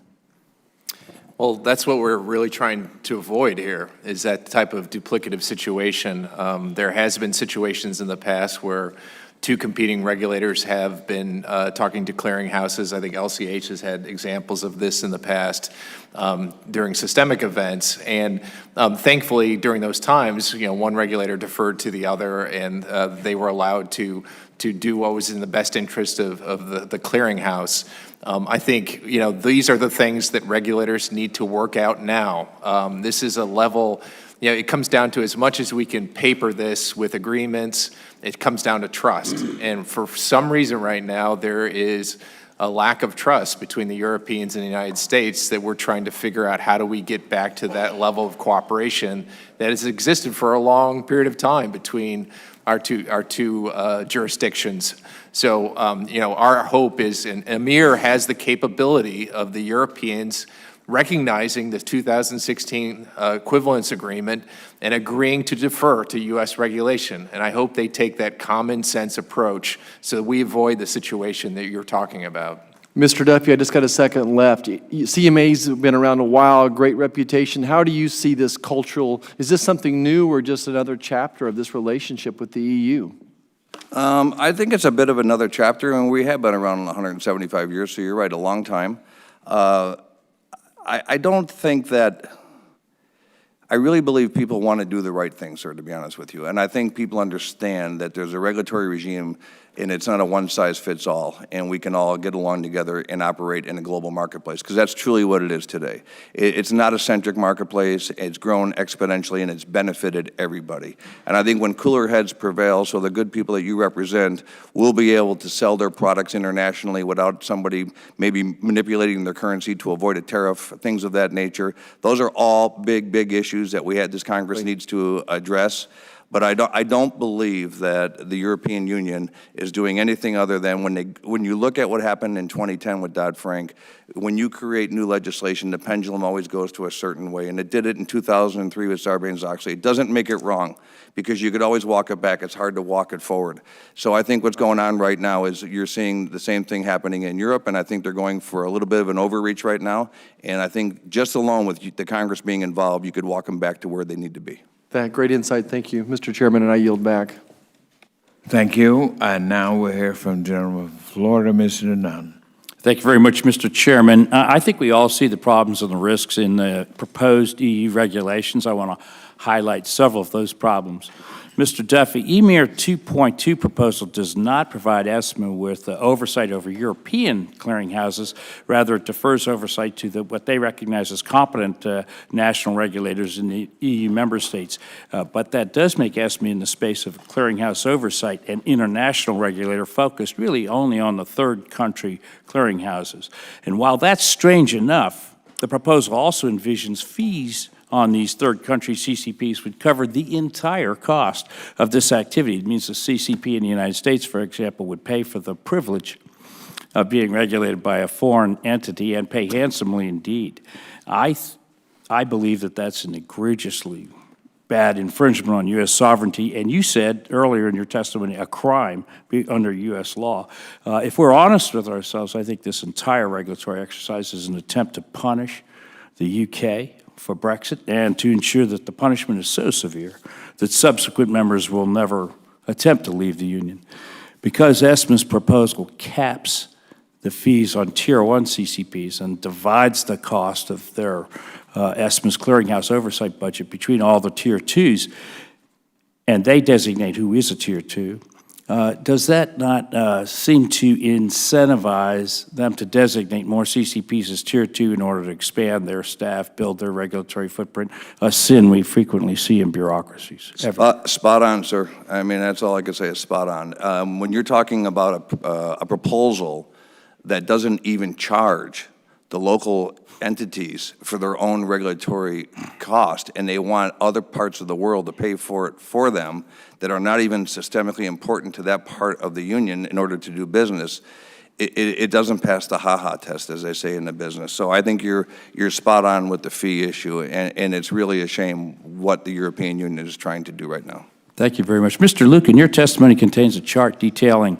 the cross-border activity that occurs at several of the FIA's membership. If I'm reading it correctly, it looks like the Eurex has well over 50% of its transactions originating outside its home jurisdiction. I would like a sense from you, either now or in writing later, of what those percentages represent in a dollar value, and what percent of the overall business in the European CCPs is dollar-denominated derivatives and futures originating in the United States. Also, if we're threatening the concept of equivalence between the United States and Europe, what does that impact look like on European exchanges? And I ask that because the U.S. is unlikely to cede regulatory authority or sovereignty to the EU. And in that case, are the EU regulators really willing to walk away entirely from any access to U.S. derivatives in future? Are they willing to give up all access to American markets for swaps and hedges? That looks like that's what's on the table. Yeah, no, it is exactly what we were trying to portray in that chart is all of these global exchanges require, in order to have the proper liquidity to serve domestic markets, they need foreign participation. And Eurex is one example where they get a significant amount of their trades from outside of Germany. A lot of it may be coming from the UK, a lot of it's coming from the United States.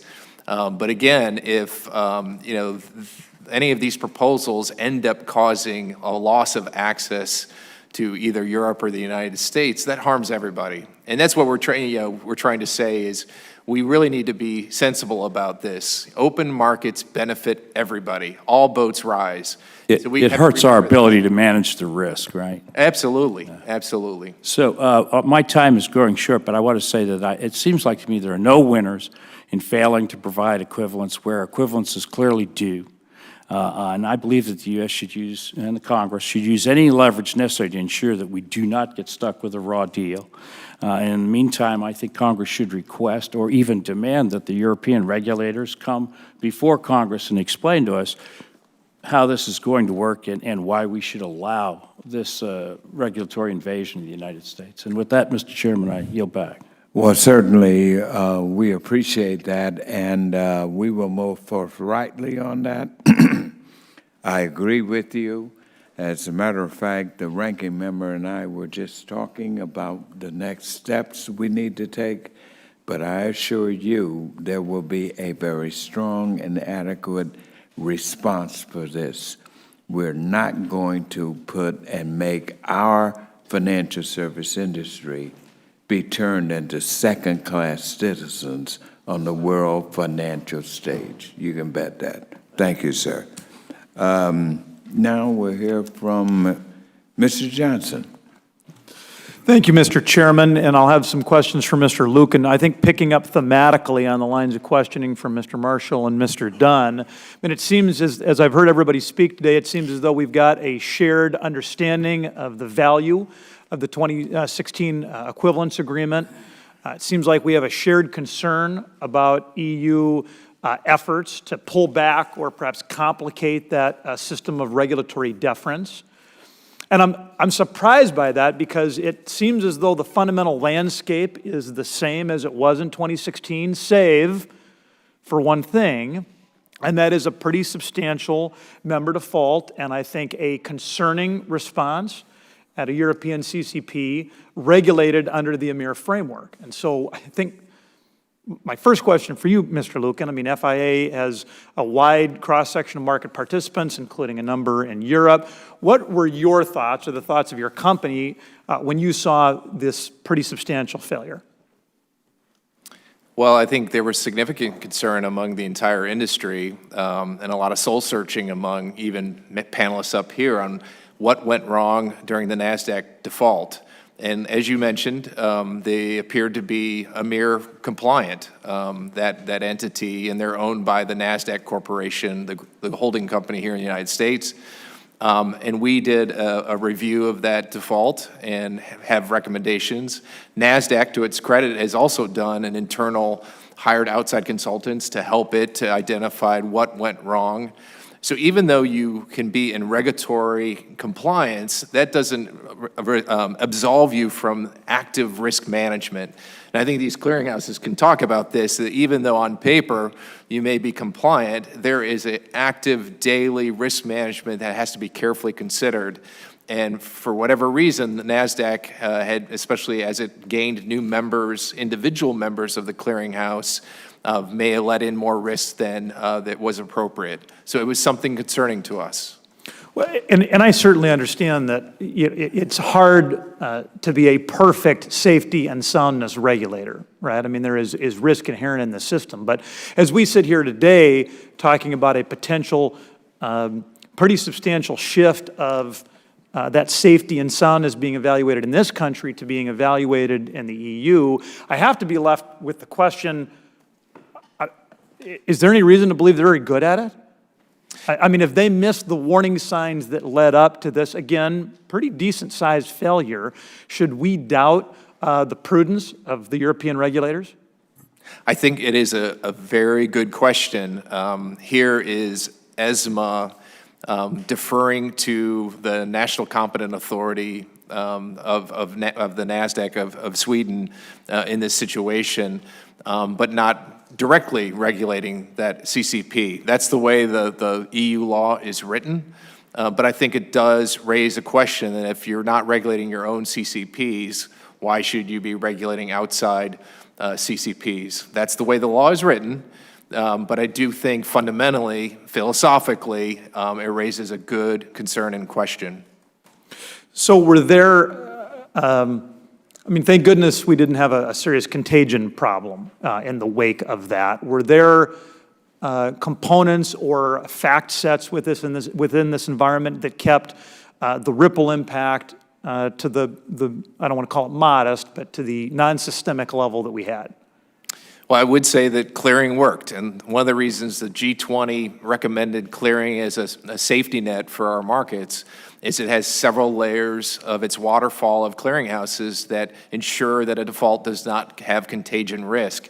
Unfortunately, it got pretty far down into the waterfall, including into the guarantee fund, and took down about 2/3 of the guarantee fund.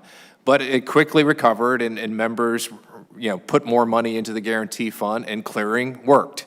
That doesn't mean we shouldn't use that example, though, to see what the lessons learned might be, and we're in the midst of doing that. So, my understanding is it was in the third tier of that waterfall you described. It had the entirety of that default fund been exhausted. Is there a fourth level to the waterfall? CCPs have the ability to assess clearing members again, to replenish the guarantee fund, and certainly that would have occurred. This was not a major size clearing organization like the ones here, and I think the clearing members would have done so.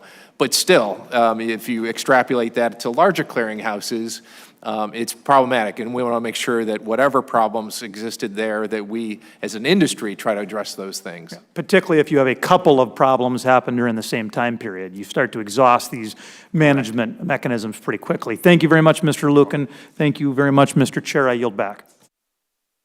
Now we will hear from the gentleman from Indiana, Mr. Baird.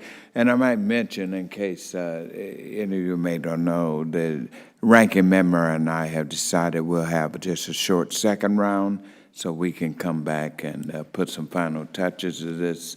So if you want to hang around and have a second point, you certainly can.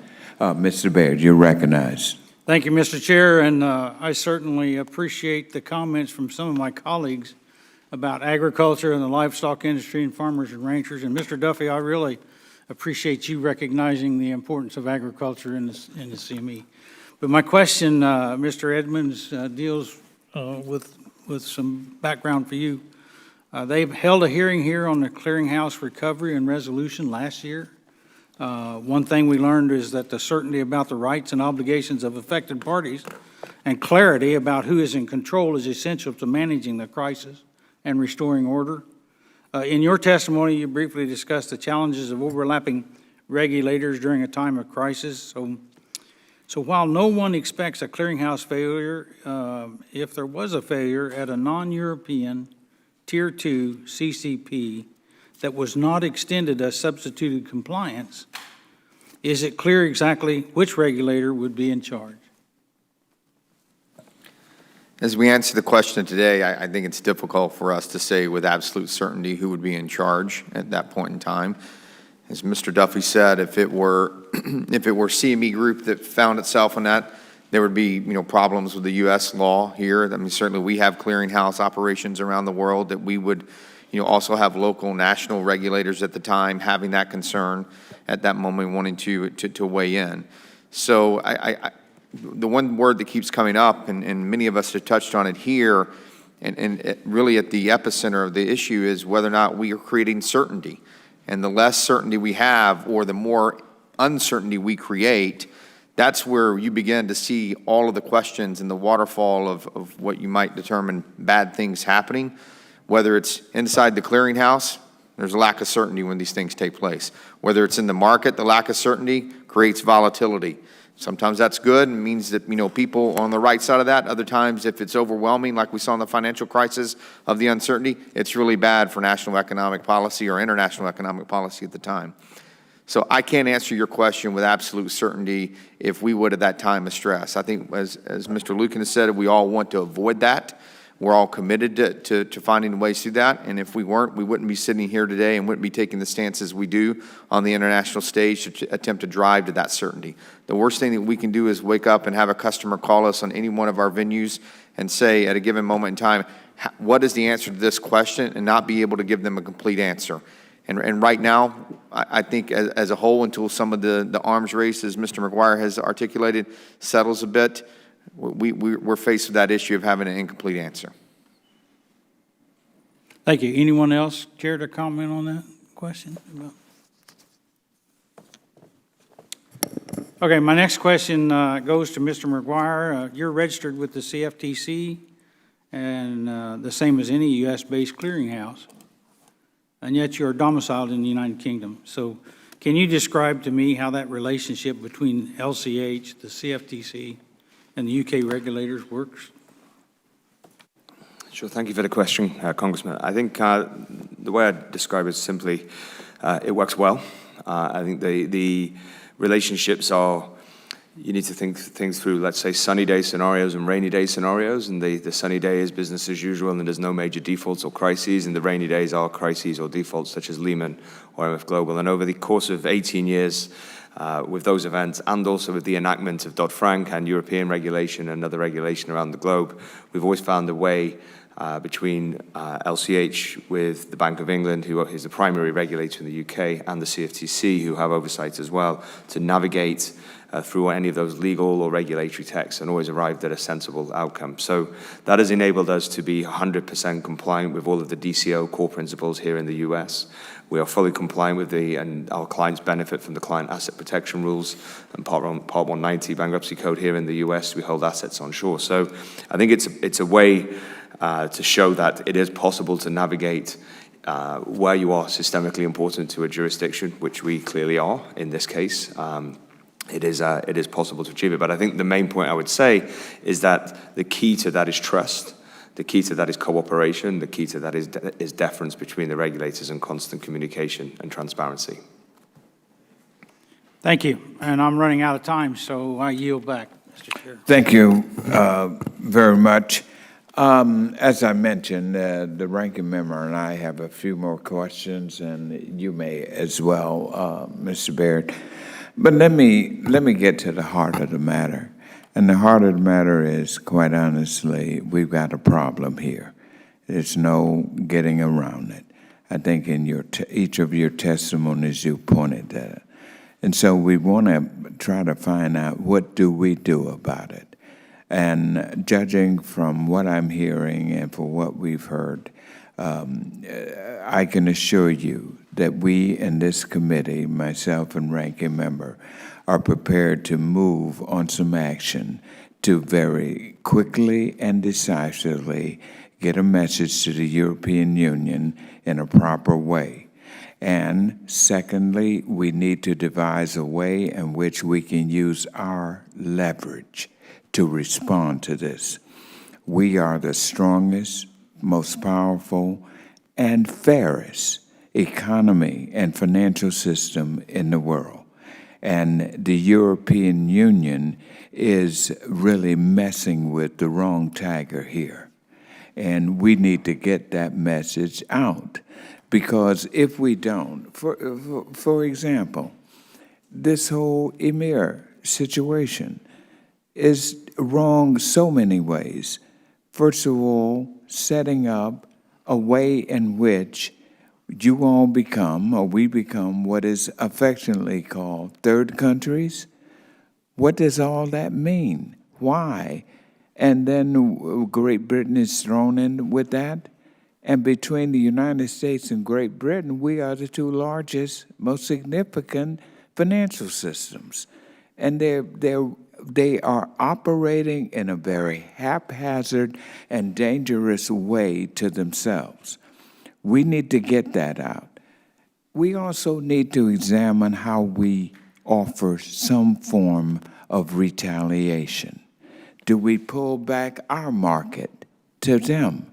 We have the largest, so we have to think very seriously how we use our leverage. I hope we don't have to go there, but we got to send that message. And so what I want to do with this period is to hear from you and each of you in terms of what specifically you all would recommend that we here in Congress do. And the incubator of this action will be our subcommittee because this is our territory. We have an excellent staff. The full bipartisanship of this committee is ready to spring into action quickly and decisively to do something. What that something is, we need to discuss and come to some decision very quickly onto what it is we need to do to make sure that our financial system, our market participants are not put at a disadvantage on the world stage at this time or at any time. That's what I want to try to get to at this point. And may I please start with you, Mr. Duffy, on what it is you think we can do to address this problem with the European Union right now. So I appreciate that, Mr. Chairman, and as we've been talking about, I think you've already done a lot more than anybody else has done historically, just by holding this hearing and giving it the time and attention it so deserves. So that is greatly appreciated, and it's been so bipartisan. As I said earlier, it's a very powerful message when the United States Congress gets involved, not just the regulator. So I am very much appreciative of that, and I know the industry is as well. I want to go back to what one of your colleagues said earlier, that the UK is the bully. I don't believe the UK is the bully, nor is Mr. Maguire. I think Mr. Maguire and the UK are in the same situation as the US is right now. The EU is trying to show their dominance throughout this process on the Brexit, and that's part of what this hearing's about, and they're using the U.S. as part of their leverage against the U.K. So I don't believe they're the bully. As you said earlier, I think they are a very powerful economy, and they're going to maintain that. What Mr. Lucan said earlier is critically important, and I hope everybody reminded the statistics he gave. 70% of the German bond is traded outside of Germany. And if you really want to get to the heart of the matter, you get the German authorities in here and ask them what they think they're doing with their European counterparts in order to drive this regulation. Because if you take the liquidity out of the German bond, that will cripple their economy to a degree. And if that liquidity going into that bond is coming out of the UK and the US, which I believe a good chunk of it's coming out of the US, and you limit that, that would be a very powerful statement to limit that type of activity. Now, is that a good thing? No, absolutely not. But if they're going to go down this path, we have to also understand that we can just as well by doing it through the Part 30 process. Thank you very much, Ms. Edmonds. Look, I think you have a multitude of options and probably know better, certainly better than I do and maybe better than the rest of us on the panel, of all the levers you have to pull. So I'm going to talk to you a little bit about when you pull those levers, whatever they may, how they're perceived on the other side. You've heard us all talk about certainty, and anything that you can do to increase certainty I think is an absolute must, and you should find great favor in it when you're drafting whatever response you deem is appropriate and proportionate to make sure that it is promoting certainty. I think you should promote equivalence. We've taken a lead on this as a country. I don't know, on the regulatory side, I'm not exactly sure the benefit of us going a different direction in the leadership we've shown to date. You did say equivalence. Equivalence. Right. That is correct. So if we're providing a framework and supporting other frameworks that provide that level of deference through the equivalence process, and we're providing certainty along the way, I think what you're doing is the benefit for the marketplace as a whole to be able to operate within a set of rules in order to manage the businesses they have, no matter where they are, from a hedge fund down to a farmer and everyone in between that you want to get to that have a critical function to play within our market system as a whole. Mm-hmm. And then if you don't get what you're looking for there, you got to be prepared to act. And those are the levers that you're going to know better than we are exactly what's best. This is not a binary decision that you're going to make, whichever one. There are going to be other other actions and reactions to whatever you decide to do.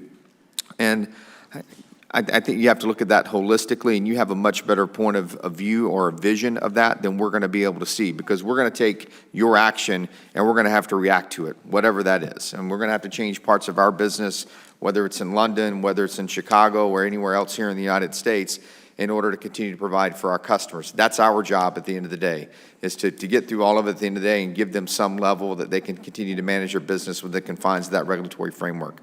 So I think the more, just to reiterate, the more that you can promote equivalence, the more you can promote certainty from that equivalence, and that being that leader by example, I think we get to a better place at the end of the day. All right. Mr. McGuire, yes. Thank you, Chairman. I make two remarks to your request. In the first instance, I'd just point to the long-established and well-working relationship between both the US and the UK financial systems and markets, and I would hold those up as the epitome of something that works and works well, and it works well into, repeat what I said earlier, sunny days and rainy days, and good times and bad times. And I think it's important to lean on that when we talk about how equivalence and deference can work around the globe from financial markets. We have a model in place between the UK authorities and the US authorities for overseeing the firm that I lead. It works well, and I think that should be held up as a model, and I think it should be used as a artifact in explaining how things could and should work and do work. I think the second remark I would make is that when we talk around Tier 2, which has been referred to, slight technical point in EMIR 2.2, right now things are in, let's say, a ambiguous state. There is a full range of tools available to the European authorities in the bucket of Tier 2. And it's really expected to be a continuum of either Tier 2 heavy oversight versus Tier 2 light oversight. But what's lacking and what makes us all nervous and gives us that lack of certainty and clarity that Mr. Edmonds refers to is there is no definition or precision around that. So I think the sooner there's more precision and definition of what Tier 2 means, what it means for each firm, what the kind of oversight that could potentially mean, I think that could very much help bring the temperature down here on how things are looked at from the third countries. But right now, absent that clarity and certainty, it's difficult. And key point being that determination of level 2 tiering is likely to commence towards the back end of this year and into Q1 2020. So the time, I would say, is opportune to request that level of specificity and definition. Okay, thank you. And Mr. Lucan. Thank you, Mr. Chairman. I think the most powerful tool that this committee has at the moment is its oversight function, this hearing being a part of that. There is an open comment period right now in Europe on EMIR 2.2. I would be sending a letter to those the ESMA agency and with the record of this hearing as part of that comment period. So they understand what the view of Congress is and the view of the United States might be on this topic. You certainly have the ability through your oversight to make sure that it is clear that there'll be collateral damage as a result of this EMIR 2.2 if the United States is not recognized as part of that regulation. I do want to make clear, though, on one of the issues that the Europeans have raised with us when we see them is that the CFTC over time, and this dates back to Dodd-Frank, has laws and regulations in place that regulate and require the registration of foreign CCPs. Now, the current chairman has said he wants to walk that back, and he wants to propose something very soon that would put in place a recognition regime like we're talking about. We have, because of the transition to the new chairman, that has not occurred yet. But I would give this new chairman some room, some breathing room to try to negotiate with the Europeans to get them to make the right choice. It reminds me of my parents. They would tell me you have two choices, choice one and the right choice. This committee can be very effective at making sure that they're making the right choice on this and allowing the new chairman to come in and help us to get us to that place. Now, you said a letter. What would be the most emphatic points that we need to make within that letter? And I think you also mentioned, did you not, that we would send them this hearing in and of itself. And This is part of the public record, this Right. hearing here, and, and our testimony is part of the public record. They are they're in the midst of a consultation, and just like any public record, this is an important factor that should be a part of their determination. So, whatever cover letter you'd like to summarize the hearing here and your views, that includes the entire record of this hearing, I think would be important. And you're saying within the European Union, who specifically, you mentioned the... ESMA right now is ESMA. the agency that is holding, it has an open consultation period right now for this regulation. All right. Good. All right. Thank you. Yes. Mr. Berger. Thank you. The U.S. has a robust framework for the regulation and supervision of our clearinghouses, and that's what helps make the U.S. markets the most deep, liquid, and efficient markets in the world. And as market participants who are active on all the clearinghouses that are represented here, MFA members don't trust that blindly. We remain vigilant. We care about the governance and risk management practices at all CCPs that we participate on, and sometimes, comment on those to even enhance them further. To pick up on the points that Mr. Lucan just made, where we stand right now in the European process is they are evaluating how they approach two decisions. One is how they evaluate which foreign or non-EU CCPs they deem to be systemically important, and then if they make that decision that they're a systemically important or Tier 2 CCP, then the next step is how do they evaluate whether the framework in that other jurisdiction is comparable, so they call it comparable compliance. And so I suspect everyone up here will be weighing in with advice on how they take those next steps in the process. So EMIR 2.2 is now a piece of legislation, but the implementing rules are still under development. So I still think there is ample opportunity for our voices to be heard, and your leadership in bringing attention to these important points will, I think, help amplify the voices that are providing advice to ESMA as they consider the next steps here. Thank you. And now we'll recognize and hear from the ranking member, Mr. Scott. Thank you, Mr. Chairman. And I want to go back again to some of the statements I made earlier. We share common interests and common values, and we need each other. And while we need each other now for economic growth, we will need each other more in the case of a financial crisis in any one of the countries or regions that we're talking about. And so the best path forward to me is very clear, to take a couple of steps back. Let's take a look at what Commissioner Giancarlo or the new commissioner of the CFTC would put out, and hopefully no additional steps would be necessary from this committee to achieve global harmonization. But with that said, while I prefer to take a couple of steps back and end up with that harmonization from the regulatory agencies, if necessary, I stand prepared to move forward with my colleague, Chairman Scott, as I believe the full Ag Committee would be if necessary, to make sure that we achieve that global harmonization. But again, I do believe the best path forward is to take everybody take a couple of steps back and recognize that we need each other. We've talked about, and this gets to my question, we've talked about the transactions, if you will, but one of the things we haven't talked about much is the technology. And this question is for you, Mr. Lucan, because you mentioned it specifically with regard to fintech and the R&D capabilities. You talked about the emergence of the importance of the emerging financial technology. You talked a little bit about legislation that this committee, including myself, has been working on. Can you speak to why it is so important that U.S. regulators and quite honestly, global regulators are able to stay abreast of the latest financial technologies and keep up with the capabilities both for the U.S. and for foreign regulators? FIA, as a trade association oftentimes have conferences, and we have oftentimes new innovators. We call it Innovators Pavilion, where we ask for the latest technology being developed. Oftentimes it's on the private sector trading side, but oftentimes it's on the reg tech side.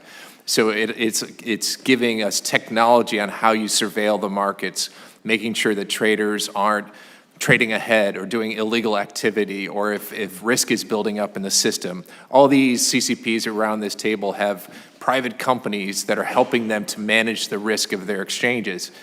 You have shown some leadership on this and have introduced some legislation that would allow the CFTC to partner with private sector financial firms to allow them to utilize some of this technology in a fair way, in a transparent way, so that currently the CFTC is not allowed, because this would be a private inurement to the CFTC, and governments can't receive gifts.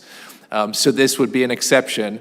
Right now, the Defense Department allows this sort of partnership arrangement. A lot of the EU and the UK allows this type of partnership arrangement. So as a former commissioner and chairman of the CFTC, having access to that kind of technology would be tremendous in a way that will better the markets, further the public interest. So we as an agency, or we as the FIA, certainly support this initiative that you've put forward.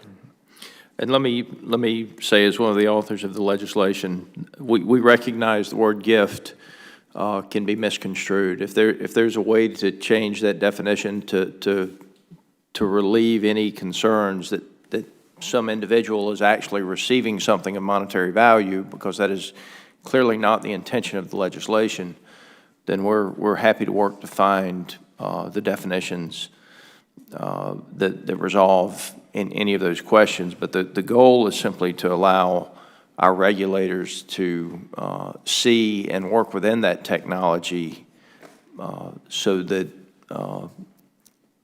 they understand what's actually happening in the technological side of the market and the trades. And so thank you for your comments, Chairman. Thank you for your leadership on this. As I said, I think the best path forward is a step back, but if necessary, I am perfectly willing to work with you to push ahead with legislation. With that, I yield the remainder of my time. Thank you very much, Ranking Member. Mr. Barrett, anything? Okay. Yes, sir, Mr. Duffy. Yeah. I'm so sorry, but may I make a comment? Sure, please. I'd be remiss if I walked out of here without making this comment, because I really feel passionate about this. I understand what the ranking member said about taking a step back, and I understand what Mr. Lucan said about giving the new chairman an opportunity to deal with this issue. The new chairman has a lot on his plate other than just dealing with equivalence about running this government agency. So I think having the confidence of the United States Congress working with him is a very powerful tool that he would embrace, and I don't think he would shun it away. I also want to talk a little bit about the timing. As you know, the EMIR 2.2 has already been agreed upon by the European Union. Also, I think it'd be critically important for this Congress to send a very strong message that you do not move forward any further until our answers have been addressed and our concerns have been recognized. Because I think when Mr. McGuire referenced Tier 2 under EMIR 2.0, I don't know if everybody realizes what that means. They're talking about having the ability to set margins on products here in the United States. So you tell me what they know about the livestock market that your colleagues talked about. You tell me what they know about the risk management of these products and how they're going to set the margins that won't put the U.S. at risk. They're also going to charge fees, as we discussed earlier, to fund their own agencies.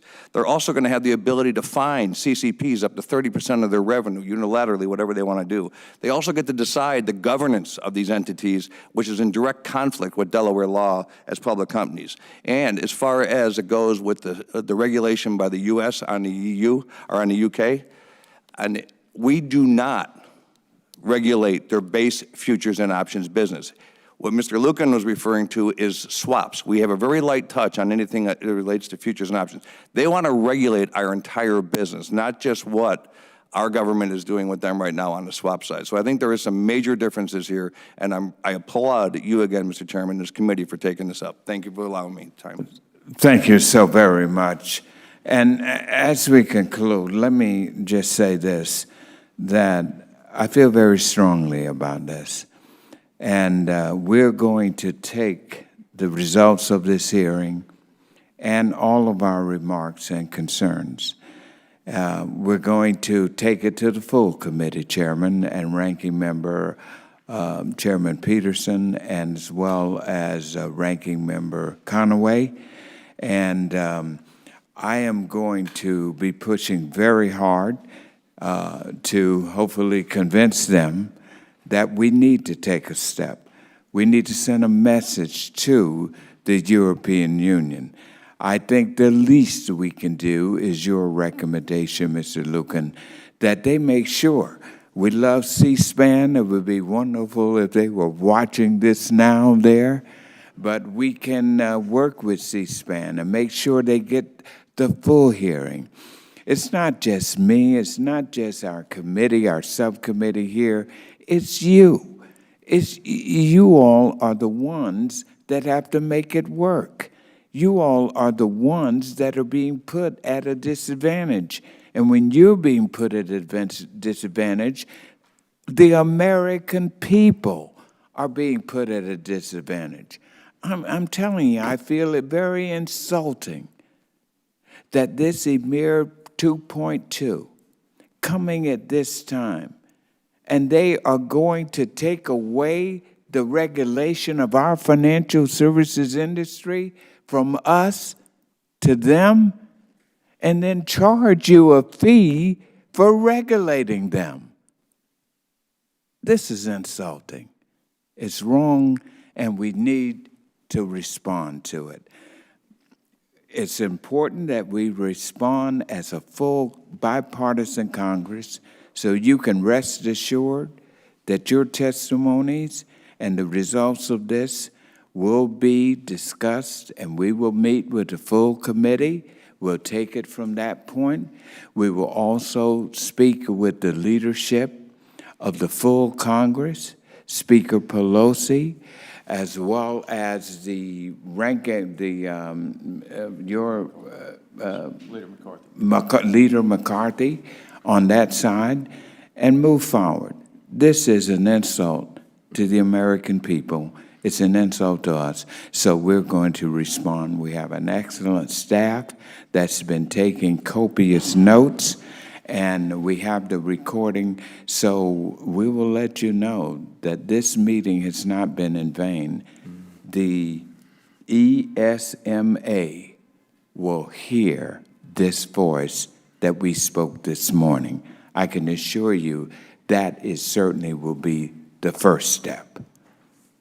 And now with that, I want to thank everybody for coming. Mr. Chairman? Yes, please. And just in my closing remark, I want to address what Mr. Duffy said and make it clear. When I say the best path forward is to take a step back, a step forward on EMIR 2.2 triggers what others have been referring to as the arms race. Yes. With that, certainly. And Ranking Member, I want to thank you as well. I mean, we've been fighting so many battles together. This is just another one. We had to fight to get the emergency funding down to our farmers. He and I have been at it, and now we're fighting to protect our financial system on the world stage. So with that, thank you all very much, and I may say, under the rules of the committee, the record of today's hearing will remain open for 10 calendar days to receive additional material and supplementary written responses from the witnesses to any questions posed by a member. This hearing of the Subcommittee on Commodity, Exchanges, Energy, and Credit is adjourned. Thank you all very much.